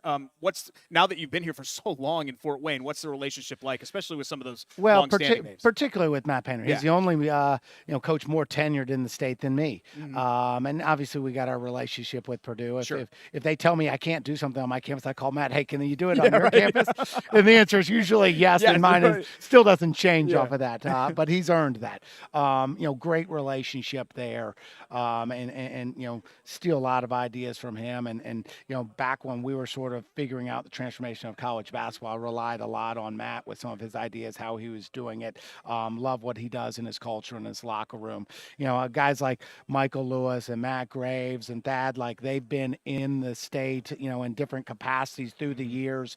I have a lot of respect for what's happened in our state from college basketball and, those Butler years, Matt was part of that. Thad was part of that. That was awesome. I mean, that was Horizon League, and so there's just great respect for what happened there. And obviously Michael and IU and, the great traditions there and what he was able to do at Indiana. So, really good tradition, really good relationships, and it's cool. It's cool being part of Indiana basketball. John Kopp is the head coach at Purdue Fort Wayne men's basketball, and when you talk about selling your program, when you're sitting in the living room with a recruit or let's say somebody in the portal or something like that, obviously you could point to the consistent success that you've built there at that program. But what are some of the other things? Because I know you're super passionate, like you said, about being in Fort Wayne, living in Fort Wayne, the connection to industry and things like that at a place like Fort Wayne, but also just the aspect of being in the state of Indiana and feeling like you're almost somewhat in the epicenter of college basketball living here. Well, and that's how we got Tom Crean to bring Indiana up, in 2017 was that,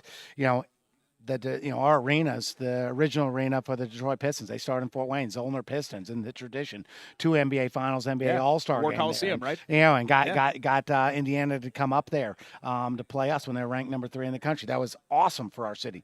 Last year we had Notre Dame come down. Micah Shrewsbury, at Notre Dame is a Indiana guy. Played at Hanover, has that respect of the state, and brought his team down for a charity exhibition game. The starting point though is still basketball. I mean, that's these guys' passion. So the thing that I'm able to sell is that what we're telling these recruits now, we've done generation after generation after generation with guys, so it's not like, hey, we had a good play. We had John Conchar and we won a bunch of games, won a league championship. This guy goes to the NBA. No, we've done it with the next generation. We did it before him as well. And so we've been able to, we're right now over the 10-year stats, we're number 14 in scoring over the last decade, number 2 in 3-point field goals made, 7 in 3-point field goal percentage, all decade stats. And then top 25 in all 2-point field goal percentage stats. And so those things we're able to show guys, hey, if you come here, we have an intentional plan. We've been good doing this. If you want to show out for that next level, whether it's in college basketball, whether it's in the pros, you're able to do that with our platform. And then you throw on top of that, what we're able to do in our community. And, that's where, just the connections that we've been able to provide. I'm really 1 to 2 phone calls away from being able to connect our players with anybody in our city and to help them get jobs after college basketball, and then to get people enthused in our community about our guys and our players. It's really been cool. And so sort of the relaxing of rules, all right, from that side has really helped me because of, the institutional knowledge I have of our city and the people I can connect and, be able to help them for while they're here having a great college experience, but then after as well. Last thing here, Coach, what's your favorite thing about Fort Wayne? I recently went up there, and it had been several years since I had been up there, and we took my son, who's now 8, I think he was 5 or 6 at the time, and we just kind of did like a day trip, weekend trip, and went down and went to the river where they've got this like almost like playscape where kids can kind of go, and we had lunch out there. We went to the Science Museum, which was awesome. And I was kind of looking around, and I was seeing some of the buildings go up and things like that. And I was like, wow, like Fort Wayne's really cool. Like it's really growing. It's a neat place. So don't turn me into HR. I bullied my 2 young assistants into moving downtown, right next to Promenade Park and Yes, the landing. that's where I where was. you Yes. were, Yeah. and it's awesome. And those guys, they lived right next door to the gym. Like, Coach, I can get here in 2 minutes. I can work the guys out late at night. And I'm like, yeah, but I enjoy the experience. You can still get here. It takes 5 minutes to go, from campus to downtown. You see cranes everywhere around downtown. And when I go out in the community, I'm screaming, listen, these cranes scream Purdue Fort Wayne. All the growth, all the loft apartments, the development downtown, the tin caps where it started out with the baseball team, that drew all this growth down in the city. What's happened is like we need our university to keep growing and getting stronger to provide the workforce for this growing city, and that's what's awesome, because there is a need from us for what's happening downtown. Now, if you ask me, what's number one, what do I love most? It's about relationships. Yeah. And so that is awesome. The people that have stepped up to help us and have asked me for help and then given us an avenue for our players to get involved in the city. Last week, last Saturday, I had 5 of our players. The mayor had asked us to be a part of the, a forum with a youth forum on violence. And so our guys were able to come in and be a part of this conversation. So being a part of the community, those relationships, that's the awesome part. But then as you look at what's really cool when you look sort of about the city and the growth, like unbelievable restaurants. Mm-hmm. We have all the amenities of a big city. There's almost 400,000 people in Greater Fort Wayne. But you don't have, the crime. You don't have the traffic. Although the other day I called a couple of my buddies, that are big time Fort Wayne buddies. I said, hey, it's an awesome day. I'm stuck in traffic. I'm going to be late. They're like, how is that awesome? I said, we're finally a big city. We get traffic. Here's a guy that grew up in Atlanta. Like, sure. I know what it's like. Yeah. So traffic. Like, I love the fact that the city needs our program, and they're asking me repeatedly for our players to get involved particularly in the youth development, the mentoring. And then the other piece is just like they just keep stepping up as they do. When I walk around the city and you're like, hey coach, what's up? Like, that's cool to me to be coach as you walk around. Now it's harder for me. I got to know their names. They just call me coach. Sure. But that part's really, really cool. And I just love the pride too, right? I know that's not unique to the Fort. That's a very Indiana thing, just in general, but especially Fort Wayne. I have friends from Dwanger and Homestead, and they wear it on their sleeve. Like they're proud to be from there and still be there in a lot of cases. No doubt. And that's where like there's a pride in what's going on in Fort Wayne. But I'm an outsider, and I say it all the time now. I stole this from one of my friends, who's a big businessman in the city who played at IPFW back in the day. He's crushed it in real estate. His name is Brad Knoll, and he uses, hey, I'm not from Fort Wayne. All right. And this is his dad. His dad was the first Division I coach there. He goes, I'm not from Fort Wayne, but I'm not leaving. And I use that all the time right now because, like, man, I'm not from here, but, man, I got a lot of pride in what this place has done for my family with a long-term contract and the winning, but also just creating this environment that just is enjoyable to coach college basketball. And selfishly, Coach, I think I speak for a lot of people here that cover your teams.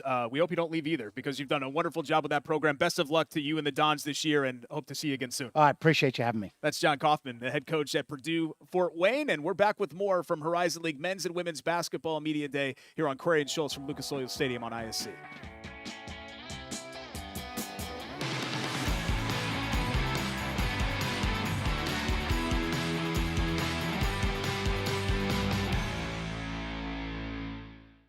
At Bailey.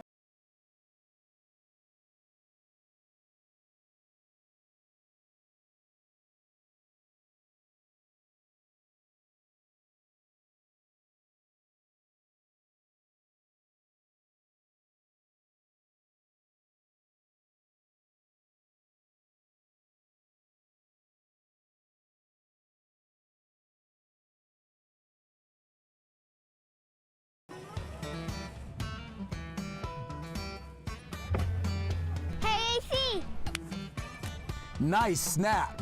Mortgage is a snap. Duh. Bailey and Wood, a lending hand for Wish TV Sports. We gon' push it to the limit. We gon' rise together, side by side to the finish. Down the ride forever. When we ride, we gon' ride together. So together we ride, certified. It's together we ride. We gon' push it to the limit. We gon' rise together, side by side to the finish. Down the ride forever. When we ride, we gon' ride together. So together we ride, certified. It's together we ride. We gon' push it to the limit. We gon' rise together, side by side to the finish. Down the ride forever.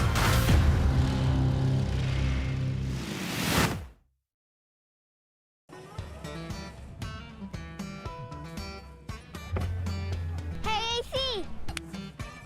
Nice snap. Mortgage is a snap. Duh. Bailey and Wood, a lending hand for Wish TV Sports. Back for a final time here at the Horizon League Men's and Women's Basketball Media Day at Lucas Oil Stadium. I'm Derek Schultz. Jake had to go to his day job, his radio show. The man sitting to my right, his day job is putting on events like these and running all things for the Horizon League. He is the associate commissioner of the Horizon League. He's Sean Sullivan, who many of you probably know as one of the PA voices of Bankers Life Fieldhouse. And I know some of our old school Query and Schultz fans probably remember you, Sean, from when you came in with Charlie Cardinal back in your Ball State days. Yeah. And we did the little in-studio visit with Charlie. That was a long time ago. We're getting old. I mean, we're talking 10-plus years ago. This is unbelievable. First off, thanks for having us. But you know, I told Julie the same thing. We were at the Coliseum last year, and that's a fantastic venue. I know you guys host your championships in there. And I was looking around being like, man, this is great that they brought this big-time atmosphere to the Horizon League. And then I didn't know kind of one-upping yourself was possible, but you've really one-upped yourself here. The home of the Final Four, the home of the Colts. This is amazing. Well, that was kind of the idea, right, Derek? Because, you know, we are proud co-hosts of the Final Four this year with our friends at IU Indianapolis here at Lucas Oil Stadium. So how about we continue to create major experiences for our student athletes, coaches, and do whatever we can. With that said, to your point, I mean, we love the Coliseum. I mean, we would do that in a heartbeat at the media day again, and can't wait to have the championships there in March. But last night, having to do our event, our celebration up in the quarterback suite was really neat. The roof is open. It's a beautiful night, and a great meal from our friends at Sodexo. So it was it's just been a really good couple of days here, and glad we were able to do it with our friends here at Lucas Oil Stadium. What I like about you is that you are an ideas guy. I'm not an ideas guy. I'm kind of an idiot, so that's part of the reason why I'm not an ideas guy. Can we get that on the on the Chiron idea guy? Come on. You're an ideas guy. Let's go, Rake. So I know you're always thinking about, okay, what can I do here? What can I do there? How can I get ahead of everybody else with things? Because, you know, a lot of what you do is marketing, right? You're marketing your league. You're marketing the brand of the Horizon League. When did this idea to do this come about? Like, what was the impetus for bringing media days here? Well, Julie, as our commissioner and our staff, they challenge us as the comm staff to say, how can we elevate? We want to do something different or unique year to year. And so when we thought about all of the amazing, iconic locations, venues that Indianapolis has to offer, one of our major cities, Lucas Oil Stadium was kind of the next on that list. And the fact that it lined up with the Final Four this year for the men really made a lot of sense, ton of synergy. So we wanted to get it on the calendar. We wanted a little bit closer to the start of the season, and to be able to work with them on a date and the venue, you know, it's actually a very feasible thing to do with the relationships that Julie has built with Christine, our COO. And when you have those relationships like Indy has created with the Sports Corp and everybody else, like, you can get things accomplished to a level that our athletes think is great, I think. I mean, I think it's been a good couple days. So it starts way back. I mean, probably over, like, we have a list. Yeah. Like, I mean, it's, you know, 2 years ago, we did Gamebridge Fieldhouse after the renovations. Last year, Victory Field and their amazing suite level. Lucas Oil Stadium's on the list. I mean, we've got a lot of other things planned. Speedway, new venues that are coming online, the Children's Museum. I mean, we have some really cool NCAA Hall of Champions. The list is long. So anytime, we almost try to set an example for the rest of the league because we've got these other major cities. There are things to do in those cities, too. Of course, Let's tap into them. Let's tell the story of when you come to our league cities, you can not only compete and do academics well, you can have a culturally significant experience. Yeah, and I feel like with this league, not only geographically, which is rare in this day, seems to fit, the schools themselves seem to fit in the sense that not only, you know, Research 2 universities and some of the academia side of things that we talk about here. They're all terrific universities, but the areas where, a lot of them come from, Wright State and Dayton and Fort Wayne, obviously, with it being in the name. These cities that aren't, New York, Chicago, or Los Angeles, but they have a lot going for them and a lot happening there. And it just feels like there's just a lot of connective tissue between these groups, these 11 schools, and now soon to be 12 schools, in kind of being prideful about where they are, where they come from, and bringing people there and talking about the great things, not only going on in their university, but going on in their communities. Yeah, you got a little bit of a chip on the shoulder, I think. Sure. Like, hey, we're pretty critical to our communities, whether I think one of the really neat things for me coming from the campus side to a league side is really learning how the staff from the league office, which has really kind of been intact for many years, has done an amazing job of creating relationships, and vice versa, with chancellors and presidents, boards, and then athletic directors. And then these coaches, they compete like heck, on Wednesday, Friday, Saturday nights around our league footprint. But like when we need to come together in some sort of governance structure piece or advocate for something in the enterprise of college sports, the coaches even are like, all right, how do we work together? And that's a pretty neat thing that I'm not sure occurs I'm sure it happens, but I think it's fairly unique how it occurs in the Horizon League. It's a lot of there's always momentum behind Indianapolis when it comes to sports. That never seems to change. But now we're seeing the on-court success of some of these teams start to carry that even further. The Colts with this 3-1 start, obviously what the Pacers did last year was absolutely incredible. Man, the Fever last night. Sean, I was trying to go to bed at like 10:15, and I was like, I can't go to bed. I've got to see this through. They're going to see this through. I got to see this through. Can the Horizon League not only capture some of that, but are you guys feeling that? Being headquartered here and seeing this swell, I think sports are always relevant and important in Indianapolis, but it just feels like right now people are even more boisterous about it, if that makes sense. I think there's a pride about Indianapolis pro sports right now that is very easy to feel here. And to your point, when we're having those league meetings or calendaring and doing those things, we're getting that. Is there a Fever game? Can we build it around a Fever game? Are the Pacers in town? Are they playing the Thunder by chance? That would be a pretty yeah. So, and the Colts, that schedule's out. It's such a big deal. If there's a weekend in Indy, you're going to probably try to get over here to support the Horseshoe. So, I think so for sure. I mean, and to the credit of the league and the schools, they've kind of bought into the major cities piece. So wherever we're going, not only here in Indy, there's something going on in those cities from a pro sports standpoint. So, but there is an energy about Indy right now that when we get on a conference call or a Zoom or we visit a campus, it's like, man, Fever. Yeah. They're rolling. Pacers. What do you think about Pascal Siakam? I mean, there is the talking point for sure. When it comes to, this league and kind of, not only branding this league, but just sort of, growing and being proactive. We talked about some of these things with Julie. Is there a bit of a tightrope to walk where you don't want to just change to change, or you don't want to just, add a team here or there just to add a team? You want to make sure that everything sort of fits in this collective vision for what you guys want the Horizon League to be going into the future, knowing that future for everybody is very uncertain because we just don't know what it's going to look like. I mean, if I told you the COVID year, the last time the Final Four was here, that college sports would look like this now, people would have never believed me. And we don't know in 2030, 2035, et cetera, what the landscape is going to look like. Yeah, it is uncertain. However, I think you go back to leadership and the relationships that our commissioner has built, the ADs in our league, the leadership on campuses academically, they are working their tails off to ensure that their institutions are healthy. And that's a spot where I think the Horizon League in a mid-major setting is punching above our weight. And so if you can do those things, I think you're in a pretty good spot.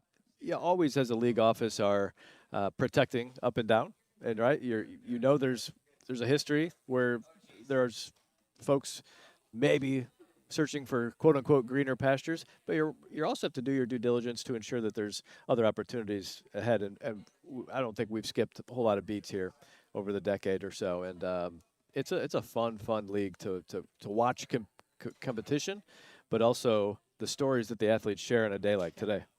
What all goes into hosting a Final Four? Like, I'm sure people have seen the Horizon League logo like on the floor over the years, or the old IUPUI, now IU Indy logo will be on there. Hey, the host institution and the host league. But I don't know if folks think about all that goes into putting on an event like this behind the scenes. So what all, I know it's impossible to probably explain in like, a 5-minute interview or something like that, but what all goes into it? The thing that makes, as you know, the Indy secret sauce that people talk about are these local organizing committees, and then the direction in which not only the NCAA office, which is amazing at putting these events on, but Indianapolis and the Indiana Sports Corp, and then us over at the Horizon League on campus at IU Indy, they feel that teamwork. And from our standpoint, Kelly Ford on our office, Christine Newman from our office, those two over the years have really taken on the leadership roles from a league standpoint and worked really day to day. I mean, I don't want to give it a percentage, but there are times I bet if I ask Kelly, hey, come February, this year specifically, not only is he working to prepare our Barbasol Horizon League basketball championships, but 3 weeks later, he's one of the key guys overseeing several committees that puts on our event. It's not the on-court competition. It's the Fan Fest. It's the meetings with student athletes. It's media partners. It's the championship and corporate partners. So it's lots of meetings that started, 5-6 weeks ago, and in advance of that, all the way through. I mean, they are in constant contact on where are we at, hitting the checklist. Last night we had Joanne Scott, who really heads up the basketball tournament on the men's side, VP, and she talked about how they all work in tandem to ensure that pinnacle experience is being achieved. And there's a lot of time and effort, but I would say from our staff, most of us are on some sort of subcommittee contributing, are going to be on site, whether it's the media operations or the game operation itself, just to help that group put on it. Because it's just like this. You know the people who are back here in the hallways. If the light goes out, hey, I got to go over there. We need this over here. Like, you just know where things need to happen in Indy. And at this venue, all those folks working together, it really comes out. And if you've been to a Final Four in Indy, it's like none other. Yeah, and the communication and organization. But you mentioned the secret sauce. I'm always awestruck about how you have thousands of volunteers. First off, you never have a problem getting volunteers. They're here, right? They're here, right? There's 20 people showed up to help bring Horizon League basketball teams around stations. And they're excited about it. They want to be here. I know some people are thinking, well, volunteers are signing up, so don't they want to be there? Well, it's hard to get everybody to kind of move in lockstep. And there's a gentleman sitting to your left that's not on camera named Calvin, who for I don't know how many years works with Northern Kentucky, whether they come to Content Media Day or the basketball championships. He has traveled with NKU. Do you want to talk to Calvin real quick? No, he said, no, I don't want to be on camera. Like, we were shouting you out, Calvin. I mean, this man volunteers for all sorts of events here in Indy, and has been with the Horizon League for longer than I have by a long shot. But he's built relationships so well that Northern Kentucky University has invited him down there to just have a game day experience. Like, that's what you get here. There you go. There's the secret sauce. Last thing before we let you go, and I'm fascinated by this. So as a PA voice, and let's say you're doing the Pacers T-Wolves game, do you go through and practice? Obviously, your Pacers guys, you have the same sequence for, right? It's repetitive and that whole deal. And you've got that locked in. But when it's especially a Western Conference team, like not Detroit or Cleveland that come a couple of times, but it's like Anthony Edwards, let's say per se, are you just at home bugging your wife in the room, like practicing that from the bathroom or something like that? Or how do you kind of get yourself prepared to do all of that? Feels personal, Derek. It's a very personal question. I just try to get to first base with my wife, but on the PAs, that's a good point. Okay, in all seriousness, for the teams that I don't see often, like you mentioned, I am watching some local TV, YouTube. For in that case, I'm listening to Grady. Yeah, that's right. Okay, they're a local tie there. And I'm like, okay, is who's he saying if it's a new player? Or, certainly the internationals become a challenge. So I watch a little tape. I like to hear how folks are pronounced, although we have guides and we have all access. But I definitely prep. I prep my own sheets for every team, and I do the pronunciation guides myself, or if they're in a media guide or in game notes. And I will definitely go through them in advance. So whether it's 2 or 3 days, I print them, ready to go through them. If I see something that's funny, I'll either email the comms person or make sure I find them pregame or go to YouTube and listen as much as I can, in addition to the script that the Pacers or Fever game ops team gives me to ensure that I'm fully prepped and I at least do the 101 of PA announcing, which is pronounce things correctly, give the information accurately, and deliver it with some sort of enthusiasm where the crowd enjoys it. And not that a regular season game in February against Minnesota isn't cool, but how about these last couple of years, WNBA All-Star Game, NBA All-Star Game, and then the finals as well. That had to be an amazing experience. Very lucky, I mean, for the Pacers Sports and Entertainment team to include me and to have a great colleague in Troy Pepper, who's also amazing on this. I mean, they've given us wonderful opportunities. So those events don't come around very often, every 20 years or so. So for them to happen in back-to-back years on the All-Stars front, and then the playoff success that both teams have had, and not only the success, but like the way they play, the right basketball, the passionate basketball, like even some, stressful basketball, some high, I mean, they're so passionate. The players are like, it's been a fun brand to watch up and down the floor. Great, amazing coaches. Like just to get the front row seat to listen to the coaches and how they operate. Yeah, it's like getting a class for free. There can't be a better combo than Rick Carlisle and Steph White. Can't possibly be a better combo than those two. You can't. I mean, the fact that Stephanie White received 0 votes for WNBA Coach of the Year is bad. Let's just put it that way. I was worried that you were going to use a Cheryl Reeve term. I thought about it. That was actually what was in my mind, and I was like, I'm not going to replicate Coach. If you guys don't know, look that term up, and that's how we both feel about it. Sean, thanks for having us. Always fun to be out here, and can't wait for a new season of Horizon League basketball, and keep up the great work and everything that you do. Derek, thanks. Quick thank you to your team, the ISC Sports Network team, you and Jake, Greg behind the scenes, Brant. I know we've got Vince, Jordan, everybody else here. You guys do a great job promoting the local sports scene, and we're glad to be a part of it. I lied. I said coming back for a final time. We're going to take one final timeout and come back and wrap up next from the Horizon League Men's and Women's Basketball Media Day here at Lucas Oil Stadium here on Query and Schultz on the ISC Sports Network.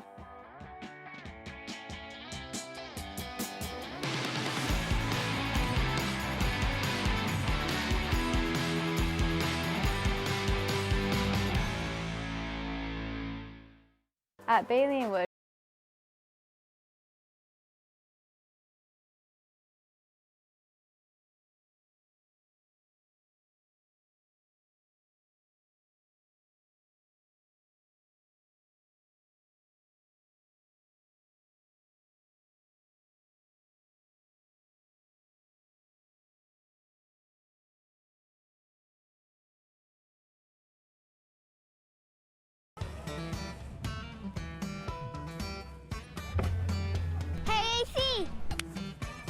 Nice snap. Morgan did a snap. Duh. Bailey and Wood, a lending hand for Wish TV Sports. We gon' push it to the limit, we gon' rise together, side by side to the finish. Down the ride forever, when we ride, we gon' ride together. So together we ride, certified. It's together we ride, we gon' push it to the limit. We gon' rise together, side by side to the finish. Down the ride forever, when we ride, we gon' ride together. So together we ride, certified. It's together we ride, we gon' push it to the limit. We gon' rise together, side by side to the finish. Down the ride forever.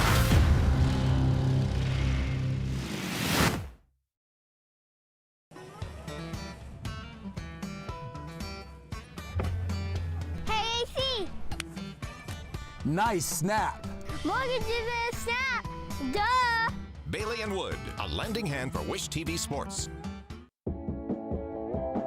Back for a final time here at the Horizon League Men's and Women's Basketball Media Days at Lucas Oil Stadium. I'm Derek Schultz. Jake had to go to his radio show, which starts here in about 2 minutes, and that's how long that we have here to wrap up the show. So really, some thank yous that we had to give out to our terrific ISC crew. Carlos behind the camera, doing a great job as always.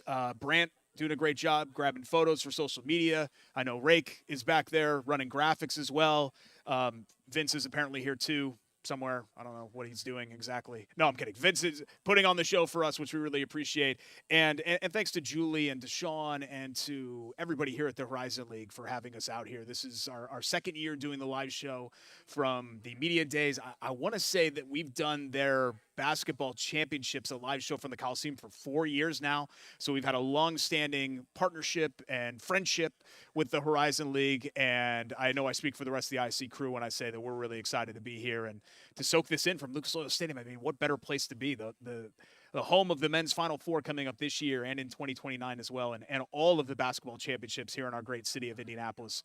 It's really exciting stuff, and hope you enjoyed today's show. So when we come back on next week, we will be from Hoagies and Hops. So Corey and Schultz shifting from the IC studio to Midtown, 42nd and Boulevard. We'll be doing our first Hoagies and Hops show next week, and we hope to see you then in our usual place of 7:30. But for Jake and our entire ISC crew, I'm Derek Schultz. I hope you enjoyed it. This has been Corey and Schultz from the Horizon League Men's and Women's Basketball Championships at Lucas Oil Stadium. Have a great rest of the week.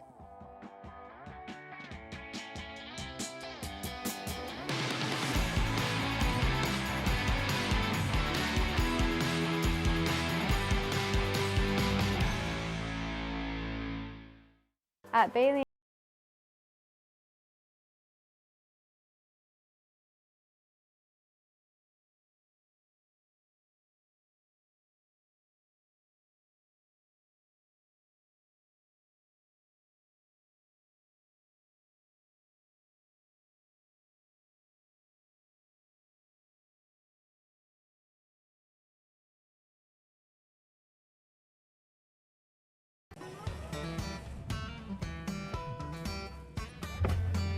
Hey, AC!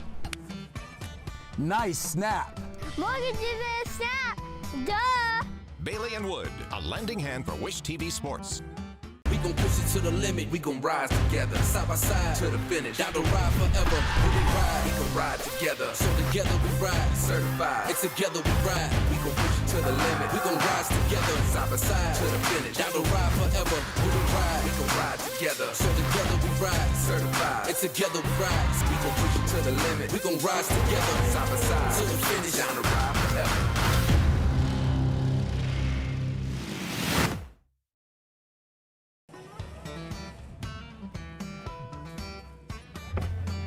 Hey, AC! Nice snap.